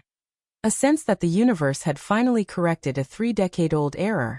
But justice, they were finding, was a cold comfort when it came wrapped in such a profound level of human depravity. The investigators began to piece together the timeline of that 1994 night, with a precision that was impossible 30 years prior. Using modern weather modeling and the GPS data of the original search parties, they could see exactly where David had been when he joined the search. They could see the windows of time where he was unaccounted for. The small gaps where he was busy disposing of evidence while everyone else was looking in the wrong direction. The missing sneaker hadn't been a clue he left behind. It was a mistake he didn't realize he'd made. A single point of failure in an otherwise perfect crime. He had spent 30 years looking for that shoe in his mind, wondering if it would ever surface, never realizing that it had been sitting in an evidence locker, waiting for the world to learn how to read its secrets. The sneaker was the anchor that held him to the crime scene, a physical link that no amount of psychological manipulation could sever. As the fourth part of this saga draws to a close, the focus shifts from the arrest to the preparation for the trial. A trial that promised to be a ritual of exorcism for the town of Oakhaven. The prosecution was building a case that wasn't just about a murder, but about the theft of 30 years of peace. They were preparing to call witnesses who had spent their lives in the shadow of David's lie. People whose entire reality was about to be shattered in a courtroom. The missing relative was no longer a ghost. He was a man in an orange jumpsuit, a man whose presence in the community had been a long-form act of violence. The 30-year DNA cold case had moved from the realm of mystery into the realm of accountability. And as the town prepared to face its demon in the light of day, the only question remaining was how much of Oakhaven would be left when the truth was finally, fully told. The shadow of David Jenkins was long, but the light of science was longer, reaching back through the decades to ensure that while a life can be stolen, the truth is a permanent fixture of the earth, waiting to be found. The doors of the Oakhaven County Courthouse did not merely open. They groaned under the weight of 3 decades of suppressed truth, acting as the gateway to a ritual of exorcism that the entire state had been waiting for. The air inside the gallery was thick, a stifling mixture of floor wax, old paper, and the sharp, electric scent of collective anxiety. Every seat was occupied, a sea of faces etched with a grim curiosity, all eyes fixed on the empty chair at the defense table. When David Jenkins was led into the room, the silence was so absolute it felt physical, a vacuum that sucked the breath out of the lungs of everyone present. He was no longer the grieving cousin, no longer the pillar of the community who had organized the vigils. He was a man stripped of his camouflage, appearing smaller, grayer, and infinitely more sinister in the harsh, unforgiving glare of the courtroom lights. He didn't look at the family. He didn't look at the cameras. He kept his gaze fixed on the mahogany table, a man trying to disappear into the wood as the ghosts of 1994 began to gather in the corners of the room. This was the moment the savage normalcy of his life would be dismantled, piece by piece, by the very science he had mocked in his secret journals. The lead prosecutor, Elena Vance, a woman known for a delivery as cold and precise as a scalpel, stood before the jury and didn't begin with a greeting. She began with a date, December 14, 1994. She spoke of the temperature, the density of the fog, and the exact minute Sarah Jenkins' heartbeat ceased to be a rhythm and became a memory. "This is not just a murder trial," she declared, her voice vibrating through the hushed chamber. "This is a trial of a 30-year deception. It is a trial about a man who didn't just kill a girl, but who spent 3 decades colonizing the grief of her parents to ensure his own survival. She painted a picture of a Judas in the bloodline, a predator who had used the intimacy of family to hide in plain sight. The opening statement was a masterclass in psychological tension, framing the DNA evidence not as a mere lab result, but as a divine witness that had been waiting in the marrow of the evidence for 30 years to finally speak the truth. She described the sneaker, the mud, and the ancestral map that led directly to the man sitting just feet away from the jury, making it clear that the defense wasn't just fighting the law. They were fighting the very laws of biology. The first witness called was the retired detective, Miller, the man who had original custody of the case in the 90s. He walked to the stand with a heavy, rhythmic gait, his face a roadmap of 3 decades of frustration and failed leads. When he looked at David, there was a visible flash of regret. Regret that he had trusted the man, regret that he had accepted his help, and regret that he had allowed a killer to pour him coffee during those long, desperate nights of the initial search. Miller's testimony was a sobering reminder of the limitations of the past. He described the dead zones of the 1994 investigation, the way the technology of the time could see the crime but couldn't name the criminal. He spoke of the frustration of holding a piece of evidence, the sneaker, knowing it held the answer, yet having no way to unlock the code. "We were looking for a monster in the woods," Miller said, his voice cracking with a rare moment of emotion. "We never thought to look at the man holding the flashlight next to us." His testimony established the timeline of the deception, proving that from day one, David had been an active participant in the misdirection of justice. Then came the centerpiece of the prosecution's technical case, Dr. Eris Thorne, the forensic genealogist who had cracked the code. She didn't look like a hunter, but as she opened her laptop and projected a massive, sprawling family tree onto the courtroom screens, it became clear she was the most dangerous person in the room for David Jenkins. She explained the concept of investigative genetic genealogy, IGG, in a way that felt like a descent into a digital underworld. She described how they took the degraded DNA from the sneaker and broke it down into hundreds of thousands of SNPs, single nucleotide polymorphisms, the tiny variations that make us unique. "We weren't looking for David," she explained, her voice clinical and detached.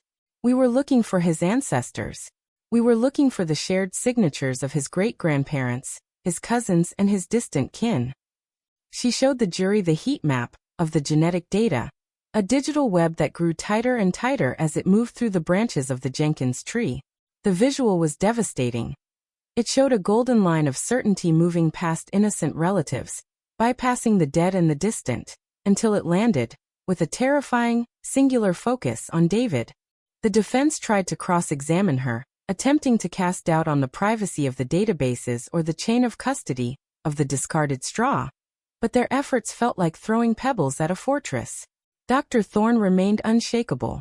She testified that the probability of the DNA belonging to anyone other than David or an identical twin was 1 in several billion. More people than have ever lived on the planet. The genetic trap was not just a theory, it was a biological fact. The jury watched the screens with a rapt, horrified attention, realizing that the man in the suit was no longer a person to the law. He was a biological match for a crime scene that had been frozen in time. The science had acted as a time machine, bridging the 30-year gap and placing David's hand back on that mud-streaked sneaker in the woods of Oakhaven. The most visceral moment of the trial, however, wasn't the science. It was the testimony of Martha Jenkins.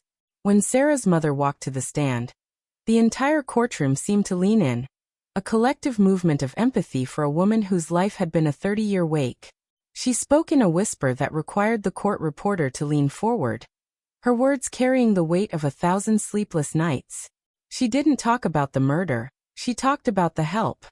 She described how David would come over every Sunday for years, how he would fix her leaky faucets, how he would sit and look through photo albums of Sarah with her, even pointing out his favorite pictures of his lost cousin. "He watched me cry for 30 years, she said, and for the first time David flinched, his shoulders hunching as if he were trying to pull his head into his chest. He held my hand at the memorial services. He told me God had a plan. He was the one who encouraged me to keep the bedroom exactly as it was, just in case she came home." The cruelty of this detail, the idea that the killer was the one advocating for the preservation of the victim's room, sent a ripple of audible disgust through the gallery. Martha's testimony transformed the trial from a legal proceeding into a moral autopsy. She recounted a specific evening in 1998, for years after the disappearance, when she had been at her lowest point. David had brought over a bottle of wine, and they had sat on the porch, watching the mist roll in from the woods. She remembered saying she didn't think she could go on not knowing where Sarah was. David had looked her in the eye and said, "Sometimes the truth is too heavy for us to carry, Martha. Maybe it's better that she's a ghost than a corpse." At the time, she thought it was a moment of profound comfort. Now she realized it was a killer gloating in the dark. The betrayal was so absolute that it seemed to erase the last 30 years of her life, turning every moment of familial support into a psychological assault. As she was helped down from the stand, she stopped for a fraction of a second in front of David, her eyes meeting his for the first time since the arrest. She didn't scream, she didn't cry. She simply looked at him with a profound, hollow pity that seemed to strip away the last of his dignity. The prosecution then moved to the silent evidence, the journals found in Part 4. A professional reader was brought in to voice the entries, turning the courtroom into a theater of the macabre. The voice was flat, echoing the cold sociopathic tone of the writing. October 12, 1996, the reader began. "They had another candlelight vigil tonight. I held the largest candle. I watched the wax drip onto my shoes and wondered if they'd ever realize the man they were praying with was the man they were praying for justice against. The power of the lie is intoxicating. It makes me feel like a god among sheep." The jury's reaction was one of pure, unadulterated shock. These weren't the words of a man who had made a mistake. These were the words of a man who found joy in the wreckage he had created. The journals detailed how he had systematically manipulated the police, how he had subtly suggested new search areas to lead them away from the burial site, and how he viewed the entire tragedy as a long-form performance art piece where he was the only one who knew the script. The defense tried to argue that the journals were a form of dark fiction, a way for a traumatized young man to cope with the loss of his cousin by imagining he was the one in control. They suggested that the DNA could have been transferred DNA. Perhaps Sarah had touched his shoe weeks before she disappeared, and the mud had simply preserved it. It was a desperate, flailing strategy that fell apart under the weight of the confession David had already given. Even if he recanted the confession, the journals and the DNA created a pincer movement that left no room for reasonable doubt. The trial was no longer about whether he did it. It was about how the world would react to the sheer scale of his deception. As the first week of testimony came to a close, the town of Oakhaven was left reeling, forced to reconcile the man they had trusted with the monster who had been documented in those leather-bound books. The 30-year DNA cold case had become more than a news story. It was a cultural reckoning. It forced a conversation about the nature of evil and the terrifying ease with which it can wear the mask of the mundane. The missing relative wasn't just a culprit. He was a mirror, reflecting the vulnerabilities of a community that wanted to believe in the goodness of its own people. As the court adjourned for the weekend, the image of David Jenkins, the man who sat at the head of the table while the empty chair of his victim stared back at him, became the defining image of the tragedy. The closure was coming, but it was a cold, jagged thing, a truth that offered no comfort, only the stark, undeniable reality that the most dangerous person you will ever meet might be the one who calls you family. The 6th chapter of this judicial nightmare opened not with a scientific revelation, but with a ghost from the past walking through the heavy oak doors of the courtroom. Her name was Eileen Vance, a woman now in her late 70s, who had lived on the periphery of the Jenkins family for half a century. In 1994, she was the eccentric neighbor, whose claims were dismissed as the ramblings of a confused mind. But in 2024, her memory became a laser-focused beam of light cutting through David's darkness. She took the stand with a trembling hand but a voice that didn't waver. She spoke of a night, the night, when she had been looking for a lost cat near the edge of the Oakhaven woods. She described seeing a figure, tall and frantic, emerging from the tree line just as the fog began to swallow the streetlights. "I saw his face," she whispered, the courtroom leaning in as if pulled by a magnet. "I saw David. He wasn't crying. He wasn't searching. He was wiping something off his jacket with a handful of leaves, and his eyes, they were as cold as the frost on the ground. This testimony was the black swan the defense never saw coming. Back in 1994, the police notes showed that Eileen had called in a tip, but it was buried under the dozens of sightings of suspicious vans and strangers in the park. Because David was the heroic cousin, the idea of him being at the crime scene was treated as a given. He was searching. But Eileen's detail about the leaves, about the cleaning of the jacket, provided a physical action that screamed of a cover-up rather than a rescue. The defense attorney, a man whose sweat was now visible under the gallery lights, tried to paint her as a senile woman looking for a final moment of fame. He questioned her eyesight, her memory, and her motives. But Eileen pulled a folded, yellowed piece of paper from her pocket, a diary entry she had written that very night, 30 years ago. David Jenkins came out of the woods tonight. He looked like he'd seen a ghost or made one, the entry read. The silence that followed was the sound of a defense strategy collapsing into dust. The prosecution seized the moment, moving from the witness to the physical evidence found in David's inner sanctum. They presented a piece of fabric, a small, triangular scrap of dark wool that had been found tucked inside one of his journals. Forensic analysis had matched it to the very jacket David had been wearing in the 1994 news footage. But more importantly, microscopic analysis revealed a single, dried droplet of blood on its underside. It wasn't David's blood. It was Sarah's. The missing relative hadn't just kept a scrapbook. He had kept a piece of the struggle, a physical trophy that he could touch whenever he wanted to relive the moment his life changed. The jury looked at the scrap of wool as if it were a poisonous insect, the realization dawning that the grief they had seen in the old tapes was actually a high-stakes adrenaline rush for a man who enjoyed the proximity of his crime. The trial then shifted into the final, grueling phase, the closing arguments. Elena Vance stood before the jury, her presence filling the room. She didn't use a podium. She walked the length of the jury box, making eye contact with every single person. "You have seen the maps of the blood," she began, her voice a low rhythmic thrum. "You have seen the maps of the genes. And you have heard the words of the man himself, written in the dead of night when he thought the world was blind. David Jenkins didn't just kill Sarah, he stole her death. He turned her tragedy into his triumph, using your sympathy as a shield for 30 years.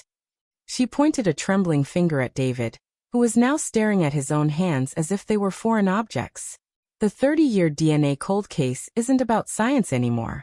It's about a man who decided that his cousin's life was worth less than his own dark secrets.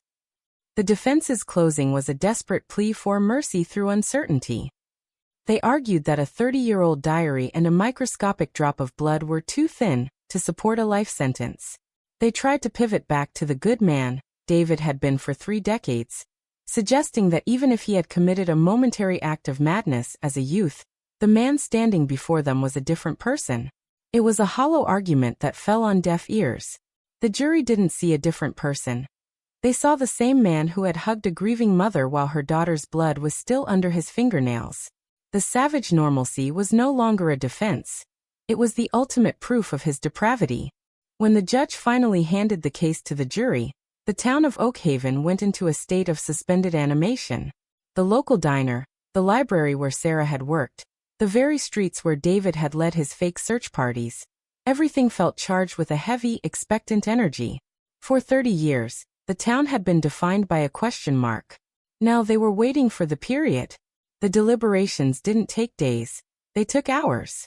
When the buzzer rang, signaling a verdict, the sound was like a thunderclap.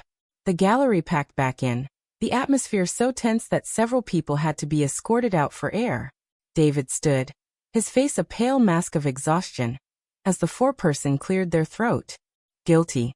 The word was spoken once, twice, 3 times, for every charge, for every year of the lie, for every tear shed by a family that had been betrayed by its own marrow. A collective gasp, half sob and half sigh, erupted from the Jenkins family. Martha didn't move.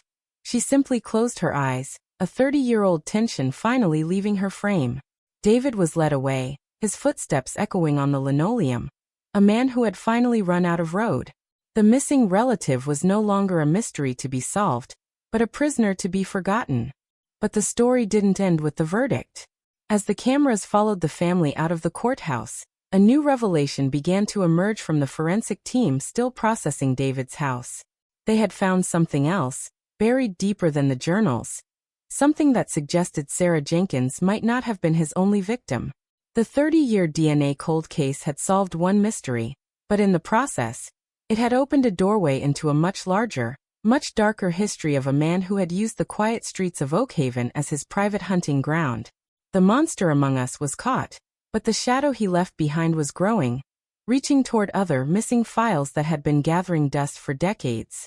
The finality of the sentence was just the beginning of a new investigation. As the DNA science that broke the Jenkins case began to scan the horizon for the next ghost waiting to be named. The gavel strike was the period at the end of the sentence for Sarah Jenkins, but it was the opening capital letter for a new, darker paragraph in the history of criminal justice. As David was led out of the courtroom, the heavy oak doors closing behind him didn't signal the end of the investigation. They signaled the beginning of the excavation. The forensic team at his home had moved from the basement to the backyard, their ground-penetrating radar scanning the earth like a medical device searching for tumors in the soil. But the most damning evidence wasn't in the ground. It was on the map found in the journals. The 3 X marks. Oakhaven was 1. Clay County was 2. Richfield was 3. This wasn't a map of memories, it was a map of trophies. The savage normalcy of David's life, the business trips, the weekend fishing excursions, suddenly took on a sinister, predatory context. He hadn't just been a killer hiding in plain sight. He had been a serial offender operating under the ultimate cover. The grieving relative who no one would ever dare to suspect. Detectives in Clay County, alerted by the Oakhaven breakthrough, pulled a dusty file from 1999. Jane Doe, found near a rest stop, cause of death, strangulation. There had been foreign DNA found on her clothing, a minute sample that had been useless in the 90s. But in 2024 it was a neon sign. They rushed the sample to the same lab that had trapped David for Sarah's murder. The wait was agonizingly short this time. The technology didn't need weeks, it needed hours. The call came into the Oakhaven precinct at 3 a.m., a jarring ring that woke Detective Eris from a restless sleep at her desk. The match was positive. The DNA profile from the Clay County victim shared a direct, familial link to the Jenkins line, and specifically, to David. The one-off mistake, narrative that the defense had tried to whisper was obliterated. David Jenkins wasn't a tragic figure who panicked. He was a hunter who had tasted blood in 1994 and, finding he could get away with it, had gone back for more. The revelation hit the Jenkins family with the force of a second tsunami. Martha, who had just begun to process the loss of her daughter to a family tragedy, was now forced to reckon with the fact that she had harbored a serial killer. The monster hadn't just killed Sarah. He had used their home, their sympathy, and their grief shield as a base of operations. Every time he had returned from a trip and hugged her, he might have been washing the evidence of another woman off his hands. The betrayal deepened into a chasm of psychological horror. The family wasn't just victims. In their own minds, they became unwitting accomplices, their protection of David allowing him to roam free and claim more lives. This guilt, however misplaced, was a poison that David had injected into them, a final, cruel legacy of his deception. The FBI's Behavioral Analysis Unit arrived in Oakhaven the next morning, their black SUVs lining the street in front of the precinct like a funeral procession. They weren't there to take over. They were there to expand. They began to build a life timeline for David Jenkins, a massive digital reconstruction of every day of his life from 1994 to the present. Every credit card swipe, every hotel check-in, every gas station receipt was fed into the system. They were looking for the dead zones, the periods of time where David dropped off the grid, the gaps that aligned with missing persons cases across the tri-state area. The scope of the horror was expanding exponentially. They weren't looking for a needle in a haystack anymore. They were realizing the needle had been sewing a quilt of victims for 30 years. In the county jail, David sat in isolation, stripped of his suit and his mask. The news of the Clay County match had been delivered to him not by a lawyer, but by the silent, grim face of Detective Eris through the plexiglass. She didn't ask for a confession this time. She simply taped the photo of Jane Doe 1999 to the glass.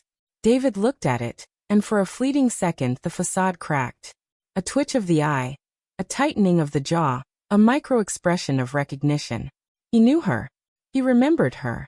And he realized that the science he had ignored was now acting as a necromancer, raising his victims from the dead to point their fingers at him. The genetic trap had become a steel cage, and the walls were closing in from all sides. The sentencing hearing for the Sarah Jenkins case proceeded, but it felt like a prelude to a much larger war. The judge, a woman known for her stoicism, looked at David with open revulsion. "You did not just kill a girl," she intoned, her voice cutting through the silence of the packed courtroom. "You killed the peace of a community. You killed the trust of a family. And now, we see the shadows of others standing behind you." She sentenced him to life without the possibility of parole, a formality that ensured he would die in a cage, but the real sentence was the one being written by the investigators outside. As the gavel fell, it wasn't an ending, it was a signal fire. The cold case of Sarah Jenkins was closed, but the cold case of the Oak Haven predator was just opening its first terrifying chapter. The final image of this chapter was not of David, but of the map. The FBI agents were adding new pins, tentative connections based on the new timeline. A missing college student in 2005. A vanished hiker in 2011. The map was filling up, turning the geography of the region into a graveyard. The voiceover dropped to a whisper, heavy with the weight of the unknown. "We thought we had caught a man who made a mistake. We found a monster who had made a career." The darkness of Oak Haven was no longer contained to one girl in the woods. It was spilling out across the highways and backroads of America, a web of violence spun by a man who had smiled and waved at his neighbors for 30 years. The map on the precinct wall was no longer just a collection of pins. It was a constellation of violence. The FBI's Behavioral Analysis Unit, working in tandem with local detectives, had constructed a terrifyingly coherent narrative of David Jenkins' life. A life lived in two distinct dimensions. There was David the cousin, the man who attended Sunday dinners and helped with home repairs, and David the drifter, the phantom who vanished for days at a time on vague business trips or camping excursions. The timeline was the key. Every time David had disappeared from Oak Haven for more than 24 hours, a woman had gone missing within a 100-mile radius of his location. The statistical probability of this being a coincidence was zero. The agents began to overlay his credit card receipts, gas stations in Ridgefield, motels in Clay County, with the cold case files of the respective jurisdictions. The matches lit up the board like a Christmas tree of horror. One particular connection sent a chill through the task force that was colder than the others. In 2003, a young hitchhiker named Maria Gonzalez had vanished just outside of Ridgefield. Her body was never found, but her backpack had been discovered in a dumpster behind a diner. A diner where David Jenkins had signed a credit card receipt for a coffee and a sandwich just 2 hours after she was last seen. The receipt was a ghost in the machine, a digital fingerprint left by a predator who felt invincible. The investigators realized that David hadn't just been lucky. He had been meticulous, choosing victims who were transient, vulnerable, or disconnected from their families, ensuring that their disappearances would generate less heat than Sarah's had. He had learned from his first kill. Sarah was a mistake because she was high risk, local, loved, and missed immediately. The others were calculated choices, low-risk targets selected to feed his compulsion without threatening his cover. While the federal agents built the case for a serial killer designation, a different kind of drama was unfolding inside the maximum security visitation room of the state penitentiary. Martha Jenkins had requested a meeting. Her lawyer advised against it. The detectives begged her not to go, but she was adamant. She needed to look him in the eye, not as a victim, but as the matriarch of the family he had destroyed. When David was shuffled into the room, shackled and wearing the bright orange of the condemned, he looked smaller than he ever had in court. The arrogance was gone, replaced by the hollow, dead-eyed stare of a man who knows the game is over. He sat down, and for a long minute, there was only the buzzing of the fluorescent lights and the heavy breathing of the guard in the corner. "Why?" Martha asked. It was a simple word, but it carried the weight of 30 years of deception. She didn't scream. She didn't cry. Her voice was flat, hardened by a grief that had calcified into something unbreakable. David looked at her, and a flicker of the old mask tried to reassemble itself, a twitch of a smile, a softening of the eyes, but it failed. He realized he had no currency left to spend. It wasn't about you, Martha, he said, his voice a dry rasp. It was never about you. It was about the control. When I took them, I stopped being invisible. I became God for an hour. The confession was stark, devoid of empathy, confirming the darkest theories of the psychologists. He hadn't killed out of rage or passion. He had killed to fill a void in his own soul, using the lives of women as fuel for his own ego. The revelation of them, plural, was the final knife in Martha's heart. He was admitting to it. He was admitting that Sarah was just the beginning. She stood up, placing her hand on the glass that separated them. You aren't God, David, she whispered, leaning in until her breath fogged the partition. You're just a small, sad man who is going to die in a cage, and the only thing history will remember about you is the lie. She turned and walked away, leaving him alone with his reflection. It was the only victory she could claim, denying him the satisfaction of her tears, denying him the role of the tragic villain he so desperately wanted to play. She left him to the silence of his own making. Back at the excavation site in the woods behind David's old property, the ground-penetrating radar pinged again. This time it wasn't a false alarm. Deep beneath the roots of an ancient oak tree, they found a small, rusted metal box. It wasn't a body, it was a cache. Inside, wrapped in oilcloth to protect them from the damp, were the driver's licenses of 3 women. Maria Gonzalez was one of them. The other 2 were women who had been listed as voluntary runaways for decades, their families left in a limbo of uncertainty. This box was the Rosetta Stone of David's crimes, the undeniable physical link that tied the timeline, the receipts, and the DNA into a single, ironclad knot. He hadn't just killed them, he had kept pieces of their identities, burying them in the earth like a dragon hoarding gold. The news of the discovery broke like a storm over the region. Families who had spent years waiting for a phone call that never came were suddenly thrust into the center of the Jenkins media whirlwind. The Oakhaven predator was now the I-95 killer. A monster who had used the interstate as his hunting ground and his family home as his trophy case. The scale of the tragedy was overwhelming, but amidst the horror, there was a strange, grim sense of relief. The unknown was becoming known. The monsters in the dark were being dragged into the light. And while the truth was ugly, it was better than the infinite void of not knowing. As the sun set on the 8th chapter of this saga, the camera panned over the growing memorial outside the Oakhaven precinct. It wasn't just flowers for Sarah anymore. There were photos of Maria, of Jane, of others whose names were just being relearned by the public. The 30-year DNA cold case had started as a quest to find one missing girl, but it had ended up finding a graveyard of secrets. The missing relative was the key that unlocked a dungeon the town didn't know it was sitting on. And as the forensic teams packed up their gear for the night, the wind howling through the trees seemed to carry the whispers of the voices that had finally been heard. The ringing of a telephone in the dead of night is a sound that every parent of a missing child dreads, a piercing alarm that signals the end of the waiting and the beginning of the end. For the Gonzalez family in Ridgefield, and the parents of 2 other women whose faces had faded from milk cartons decades ago, that call finally came in the wake of the Oakhaven discovery. It wasn't a call of hope, it was a call of confirmation. The detectives, their voices heavy with the fatigue of the last few weeks, didn't offer miracles. They offered truth. They spoke of the rusted metal box, the preserved driver's licenses, and the biological certainty that linked their lost daughters to the man sitting in an Oakhaven cell. The distance between missing and murdered is infinite, yet it was crossed in a single heartbeat. The silence on the other end of the line acting as a eulogy for years of held breath. These families, separated by miles and years, were suddenly drawn together by the gravity of a single man's darkness, their individual tragedies woven into a collective tapestry of loss. The arrival of these families in Oakhaven transformed the town from a crime scene into a sanctuary of shared grief. They didn't come with anger. They came with a desperate need to see the place where the answers had been hidden. They gathered at the precinct, a somber procession of strangers united by the I-95 killer.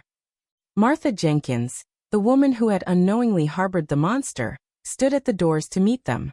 It was a moment of profound, wordless communication.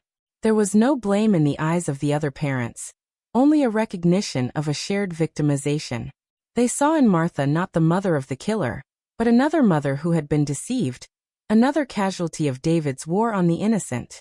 The embrace between Maria Gonzalez's mother and Martha Jenkins was a defining image of the aftermath. Two women weeping on the steps of justice, their tears dissolving the boundaries of the crimes David had tried so hard to keep separate. Inside the interrogation room, the atmosphere had shifted from pursuit to autopsy. The detectives were no longer hunting for a suspect. They were dissecting a psyche.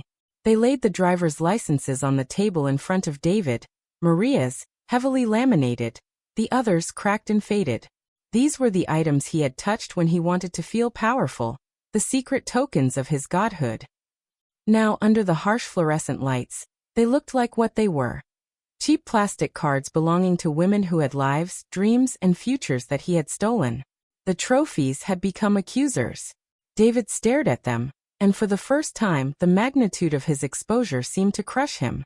The narcissist's greatest fear is not punishment but insignificance. By stripping him of his secrets, by digging up his box and exposing his pathetic need to hoard pieces of his victims, the investigators had reduced him from a mastermind to a scavenger. He wasn't a dark god. He was just a thief who collected scraps. The legal system responded with a fury that matched the scale of the crimes. Prosecutors from 3 different counties convened in Oak Haven, forming a legal phalanx designed to ensure David never saw the light of day again. The charges piled up like stones on a grave. Multiple counts of first-degree murder, kidnapping, and the desecration of remains. The genetic trap that had caught him for Sarah was now a genetic net that covered the entire tri-state area. Every cold case within 100 miles was being re-examined through the lens of David's timeline, and while no other physical trophies were found, the statistical likelihoods painted a grim picture of a predator who had likely claimed more victims than could ever be proven. The life without parole sentence for Sarah was merely the foundation. The subsequent sentences would be the walls and the roof of a prison designed to bury him alive under the weight of his own history. But the true dismantling of David Jenkins happened not in the courtroom, but in the court of public opinion.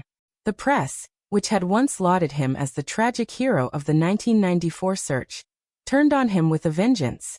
They dug into his past, interviewing old teachers, co-workers, and casual acquaintances. A portrait emerged of a man who was hollow, a chameleon, who mimicked human emotion but never truly felt it. They spoke of a man who was too perfect, too quiet, too helpful. The savage normalcy that had been his shield was now his indictment. The community of Oak Haven began to purge him from their history. The photos of him in the high school yearbook were taped over. The plaque he had helped fund at the local library was removed with a crowbar. They were erasing him, systematically and thoroughly, denying him the legacy of infamy he might have secretly craved. He was becoming a non-person, a stain to be scrubbed away so the town could finally breathe again. For the families of the newly identified victims, the closure was bitter but necessary. They finally had a where and a who.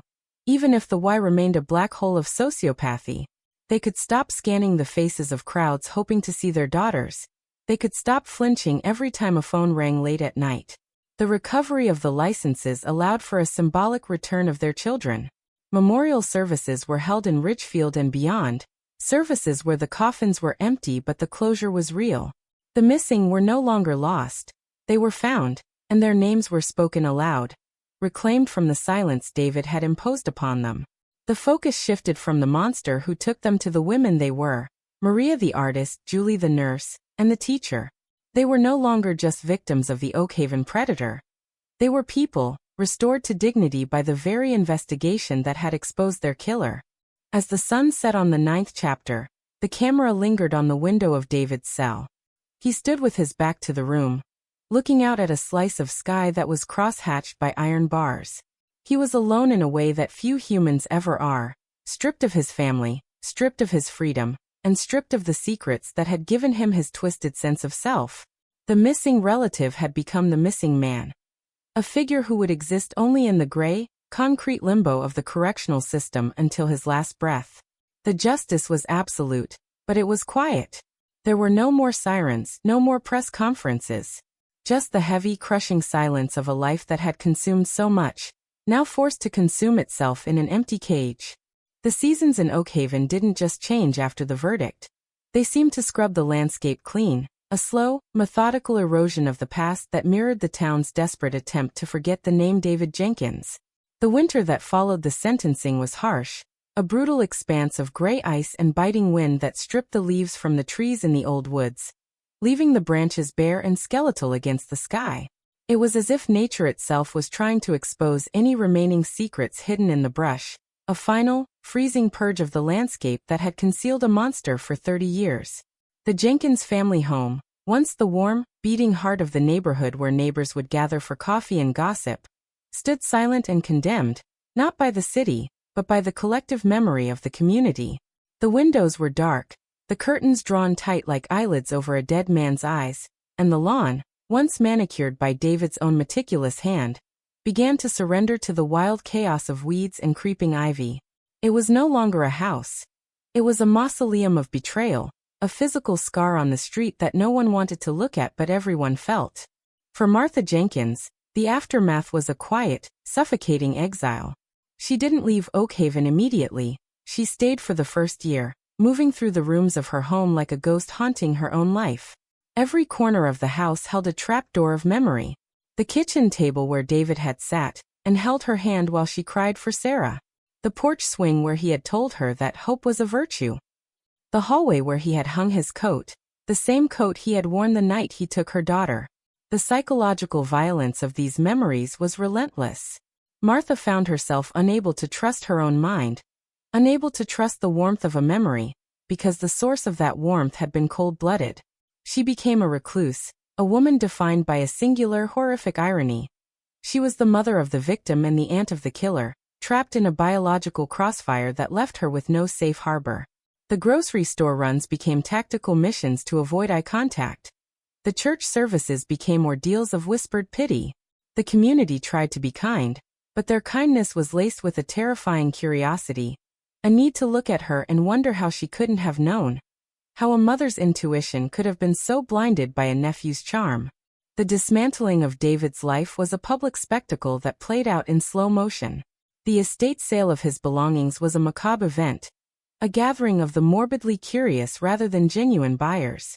Strangers walked through his living room, touching his furniture, looking for the monster in the weave of the fabric. They wanted to see if evil had a texture, if it left a residue on the armchairs and the bookshelves.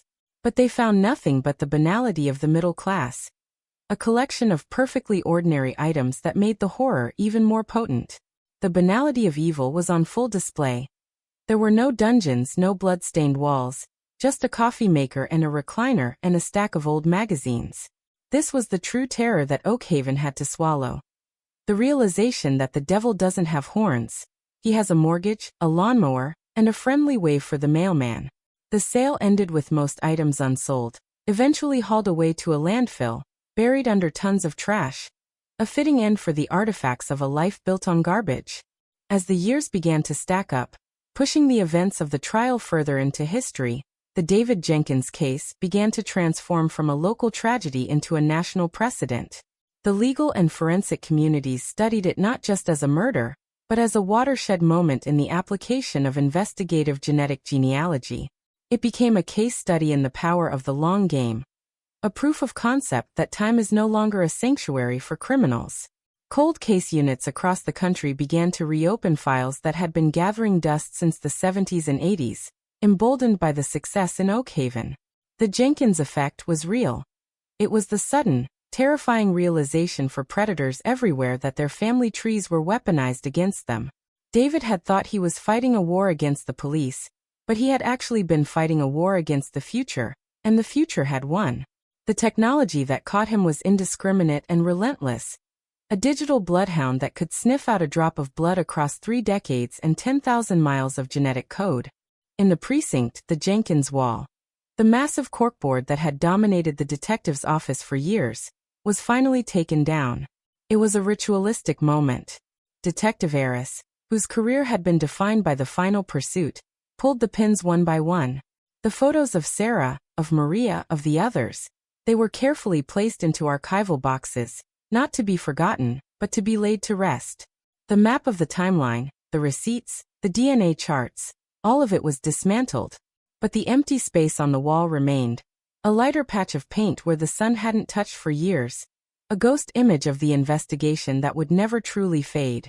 For the officers, the victory was hollow. They had caught him, yes, but they hadn't saved anyone. They were merely the janitors of a tragedy, cleaning up the mess left behind by a man who had been allowed to operate for too long. The lesson of the case was etched into the culture of the department. Trust no one. Verify everything. The person bringing the donuts might be the person burying the bodies. Eventually, the Jenkins house was sold. It sat on the market for an eternity, stigmatized as a murder house, even though the violence hadn't happened within its walls.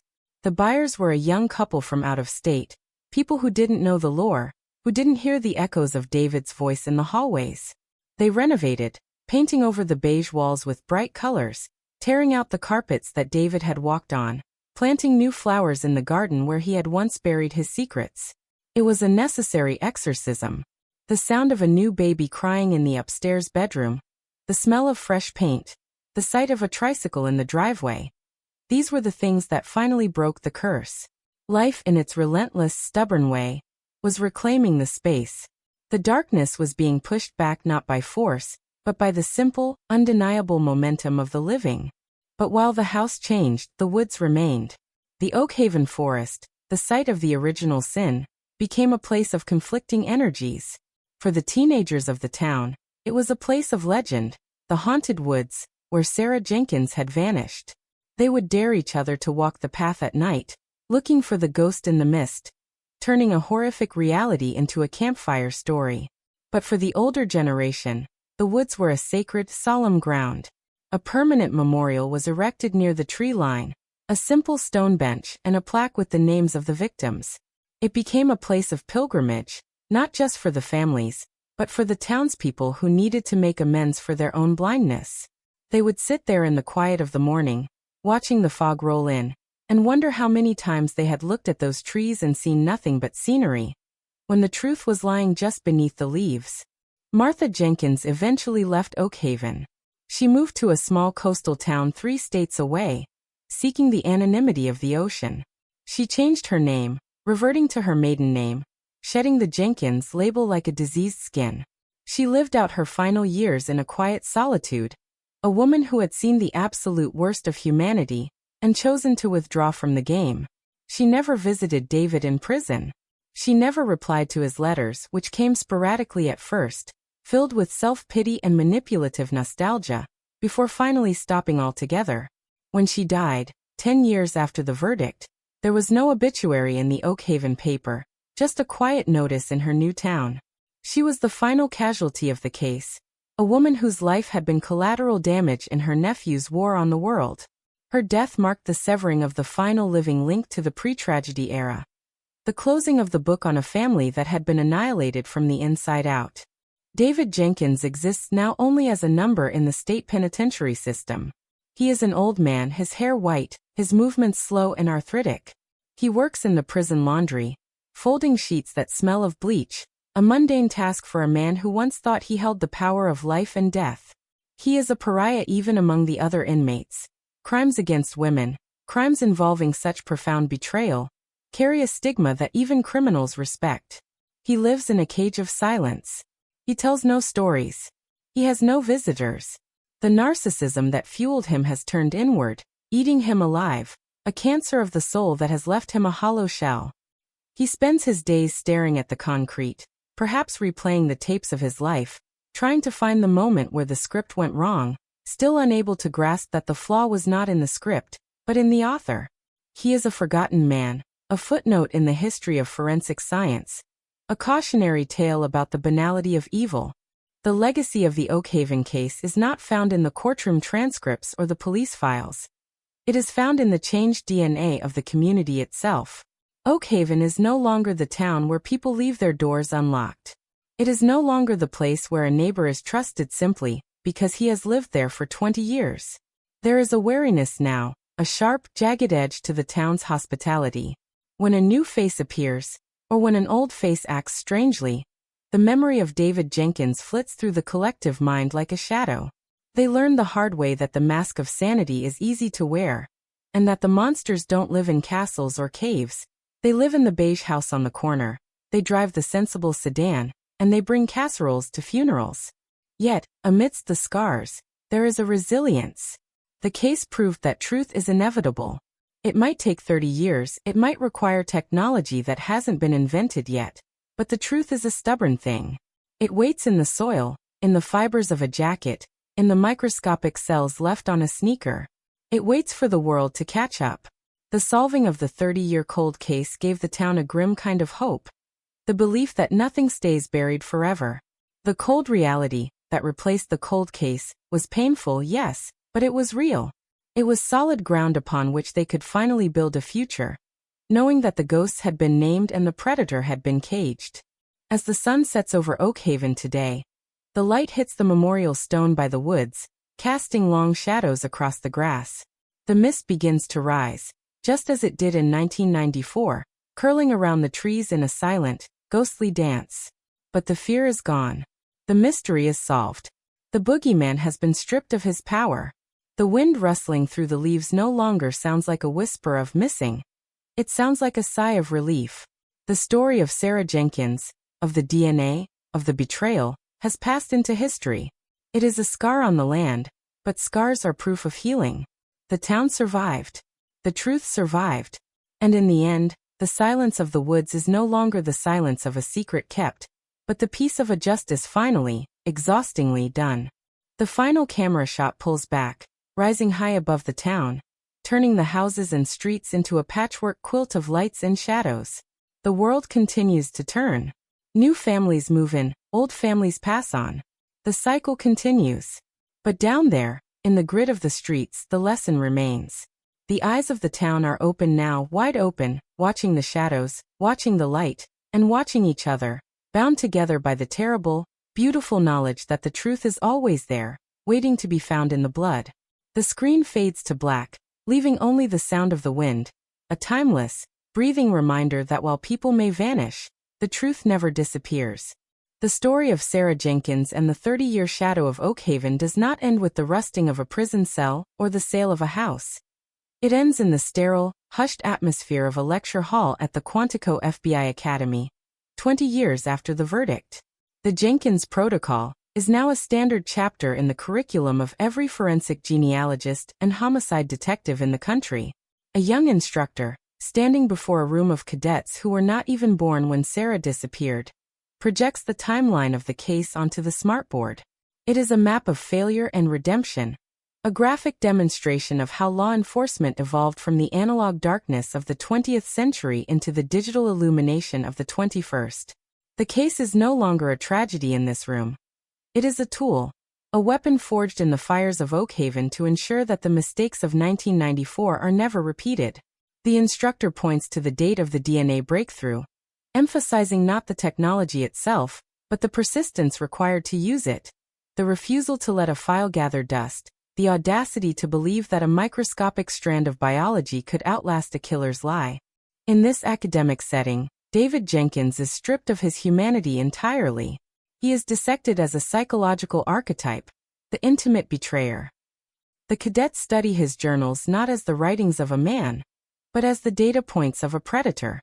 They analyze the mask of sanity, the way he embedded himself in the investigation, and the sociological camouflage he used to deflect suspicion. This is the true legacy of the case. It destroyed the archetype of the stranger danger, myth that had plagued investigations for decades. It taught a generation of investigators that the perimeter of a crime scene isn't just physical. It's relational. The person holding the flashlight, the person making the coffee, the person comforting the mother, they are all inside the circle until science proves them out. The Oakhaven case forced the justice system to look in the mirror, to acknowledge its own blind spots, and to accept that the most dangerous criminals are often the ones who look exactly like us. Back in Oakhaven, the passage of time has transformed the physical landscape of the tragedy into something almost unrecognizable. The woods, once a place of fear, have been reclaimed. A local conservation group, led by the children of the generation that lived through the terror, has turned the forest into a protected nature reserve. The Sarah Jenkins Memorial Trail winds through the very trees where she was taken, but the path is wide, well lit, and lined with wildflowers. It is an act of defiance against the darkness. On weekends, families walk the trail, their laughter filtering through the canopy, effectively exorcising the silence that David had imposed on the land. The fear that once suffocated the town has been metabolized into vigilance and community strength. The neighborhood watch in Oak Haven is fierce, not out of paranoia, but out of a shared history. They know what happens when they look away, so they have made a collective vow to never close their eyes again. The cold case unit in the county, established with the grant money that poured in following the high-profile success of the Jenkins investigation, has become a relentless machine of justice. In the basement of the precinct, where the old files used to rot, there is now a state-of-the-art laboratory dedicated solely to investigative genetic genealogy. They call it Sarah's Room. It is a place of quiet intensity, where technicians work on the backlog of the forgotten, the John Does and Jane Does of the last 50 years. Every time a match is made, every time a name is restored to a nameless set of remains, a small bell is rung in the office. It is a tradition that started with the Jenkins verdict. That bell rings often now. The Jenkins effect has cleared dozens of homicides, identifying killers who thought they had outrun their crimes. The ghost of Sarah Jenkins has become a hunter, her legacy fueling the capture of monsters who never knew her name, but are now falling because of her story. In the state penitentiary, the inevitable march of time has reduced David Jenkins to a biological remnant. He is in the geriatric ward now, a frail, withered figure who spends his days staring at the ceiling. The dementia that has begun to creep into his mind is a cruel mercy, slowly erasing the memories of his crimes, but the prison staff ensures he is never allowed to forget where he is. He is the ghost of Cell Block 4. A man who is shunned even by the chaplains. There is no redemption arc for him, no jailhouse conversion that holds any weight. He is simply waiting to die, a biological machine that is running down. When he passes, there will be no family to claim the body. He will be buried in a pauper's grave with a numbered marker, his name erased from the earth just as he tried to erase the women he killed. His existence has become a void, a black hole that no longer has the gravity to pull anyone in. But the most profound impact of the case is found in the survivors, the siblings, the cousins, and the friends of the victims who were identified because of the Oak Haven breakthrough. A support network, the Oak Haven Collective, has grown into a national organization. They lobby for DNA privacy laws that protect the innocent while allowing law enforcement to catch the guilty. They fund scholarships for forensic science students. They provide counseling for families living in the limbo of the missing. They have taken the wreckage of their lives and built a fortress. At their annual gathering, held in the Oak Haven Community Center, there is no talk of David. His name is banned. They talk of Sarah, of Maria, of Julie. They tell stories of who these women were before they were victims. They laugh. They cry. They eat together. It is the ultimate revenge against a sociopath who wanted to sow isolation and fear. They have responded with connection and love. One specific story from the collective stands out. A young woman named Maya, the niece of Maria Gonzalez, the victim found in the Clay County cold case, decided to become a forensic scientist because of the Jenkins verdict. She was only a child when the news broke, but seeing the power of science to bring truth to her family lit a fire in her. Now, 20 years later, she is one of the lead researchers at the state lab. She was the one who developed a new technique for extracting DNA from rootless hair shafts, a technique that recently solved a 1980 murder case. In an interview, she said, "David Jenkins tried to end my family's line. Instead, he motivated us to become the people who catch men like him." This is the ripple effect of justice. The trauma travels down the generations, yes, but so does the resilience. The killer inadvertently created his own worst enemies, a generation of wolf hunters born from the sheep he tried to slaughter. As the camera moves for the final time through the streets of Oak Haven, it captures the essence of a town that has made peace with its ghosts. The sun is setting, casting a golden glow over the high school football field where a game is in progress. The cheers of the crowd are loud and uninhibited. In the stands, there is a banner that reads, play for Sarah. But it's tattered and old. A part of the scenery rather than a fresh wound. The grief has been integrated into the foundation of the town. It is no longer a sharp rock in their shoe. It is the ground they walk on. The fear of the missing relative has been replaced by a deep, almost aggressive appreciation for the family that remains. Fathers hold their daughters' hands a little tighter in the parking lot. Neighbors watch out for each other's kids with a hawk-eyed intensity. They are a community that has looked into the abyss and survived, and that survival has made them unbreakable. The final scene takes place in the archive room of the local library, the very place where Sarah worked her last shift in 1994. In the back corner, there is a small glass display case. It doesn't hold the gruesome evidence of the crime. No sneakers, no mud. It holds her library card, a book of poetry she loved, and a single, preserved white rose from the first memorial service after the truth came out. A librarian is dusting the case. She stops for a moment, looking at the photo of the smiling 19-year-old girl. She doesn't look sad. She looks proud.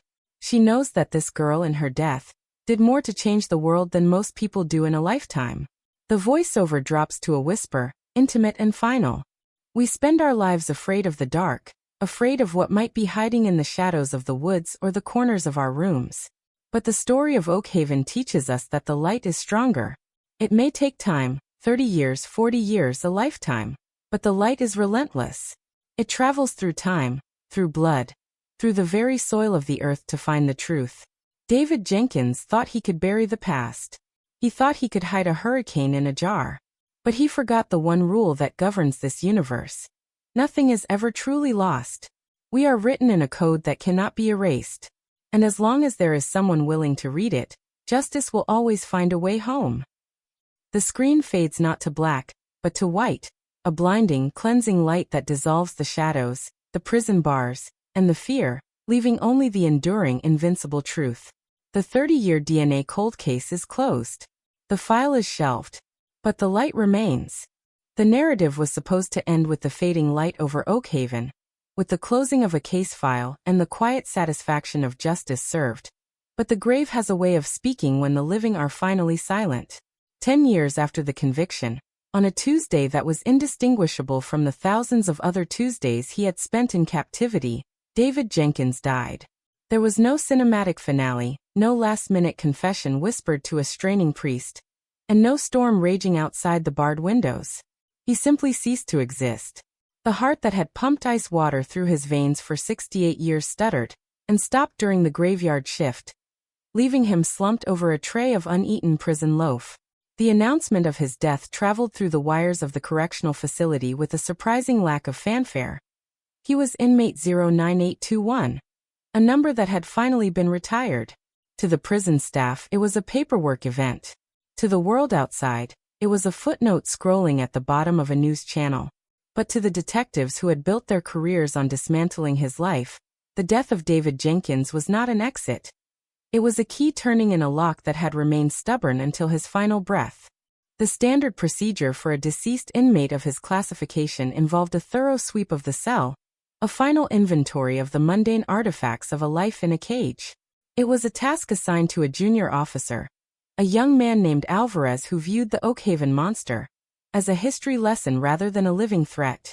Alvarez moved through the cramped 6 by 8 foot concrete box, cataloging the meager possessions. A toothbrush, a stack of legal pads filled with incoherent ramblings about appeals that would never be filed, and a worn, leather-bound King James Bible that the prison chaplain had provided a decade earlier. It seemed like a standard cleanup until Alvarez picked up the Bible. It was heavy, heavier than paper and binding should allow. When he fanned the pages, they didn't flutter. They stuck together, stiff and rigid. He looked closer and realized that the center of the book had been hollowed out with meticulous, obsessive precision, page by razor-thin page, creating a secret cavity in the heart of the scripture. Inside this blasphemous sanctuary sat a single, tightly rolled scroll of paper, wrapped in a strip of plastic torn from a sandwich bag. It wasn't a weapon. It was a map. The discovery of the Jericho Scroll, as it would come to be known, triggered a silent alarm within the cold case community. Detective Eris, now retired and living a quiet life on the coast, was called back as a consultant. She stood in the sterile evidence room, looking at the scroll under the magnifying lamp. The paper was covered in David's handwriting, that familiar, looping, sociopathic script. But the words weren't a narrative. They were coordinates. Latitude and longitude, written with the precision of a surveyor, followed by a single date. August 14, 1989. The date stopped the room cold. Sarah Jenkins had disappeared in 1994. The other victims on the I-95 corridor were from the late 90s and early 2000s. If this date was accurate, it predated everything. It predated the mistake in the woods. It predated the Oakhaven predator. This was the origin story. This was the practice run. The realization that David Jenkins hadn't started killing at 19, but perhaps at 14 or 15, reshaped the entire psychological profile of the man. He wasn't a late bloomer of violence, he was a prodigy of it. The coordinates pointed to a location that was nowhere near Oakhaven, nowhere near the interstate, and nowhere near the suburban comfort David had used as camouflage. They pointed to the deep, rugged wilderness of the Adirondack Mountains, to a defunct summer camp called Camp Silver Lake, that had been shuttered in the early 90s due to bankruptcy. The investigation, which everyone assumed had been buried with David's body, suddenly roared back to life with a terrifying new urgency. A convoy of black SUVs, forensic vans, and excavation equipment began the long trek north, moving into a landscape that was wilder and more unforgiving than the gentle woods of Oakhaven. This was a place of ancient pines and black bears, a place where a secret could be kept not just for 30 years, but for an eternity. As Eris rode in the passenger seat, watching the tree line thicken, she felt a familiar pit in her stomach. The sickness of knowing that they were about to meet the ghost who started it all. Camp Silver Lake was a ruin, a collection of rotting cabins and collapsed docks that looked like a set from a horror film. The silence was absolute, broken only by the cawing of crows that seemed to mock the intrusion of the law.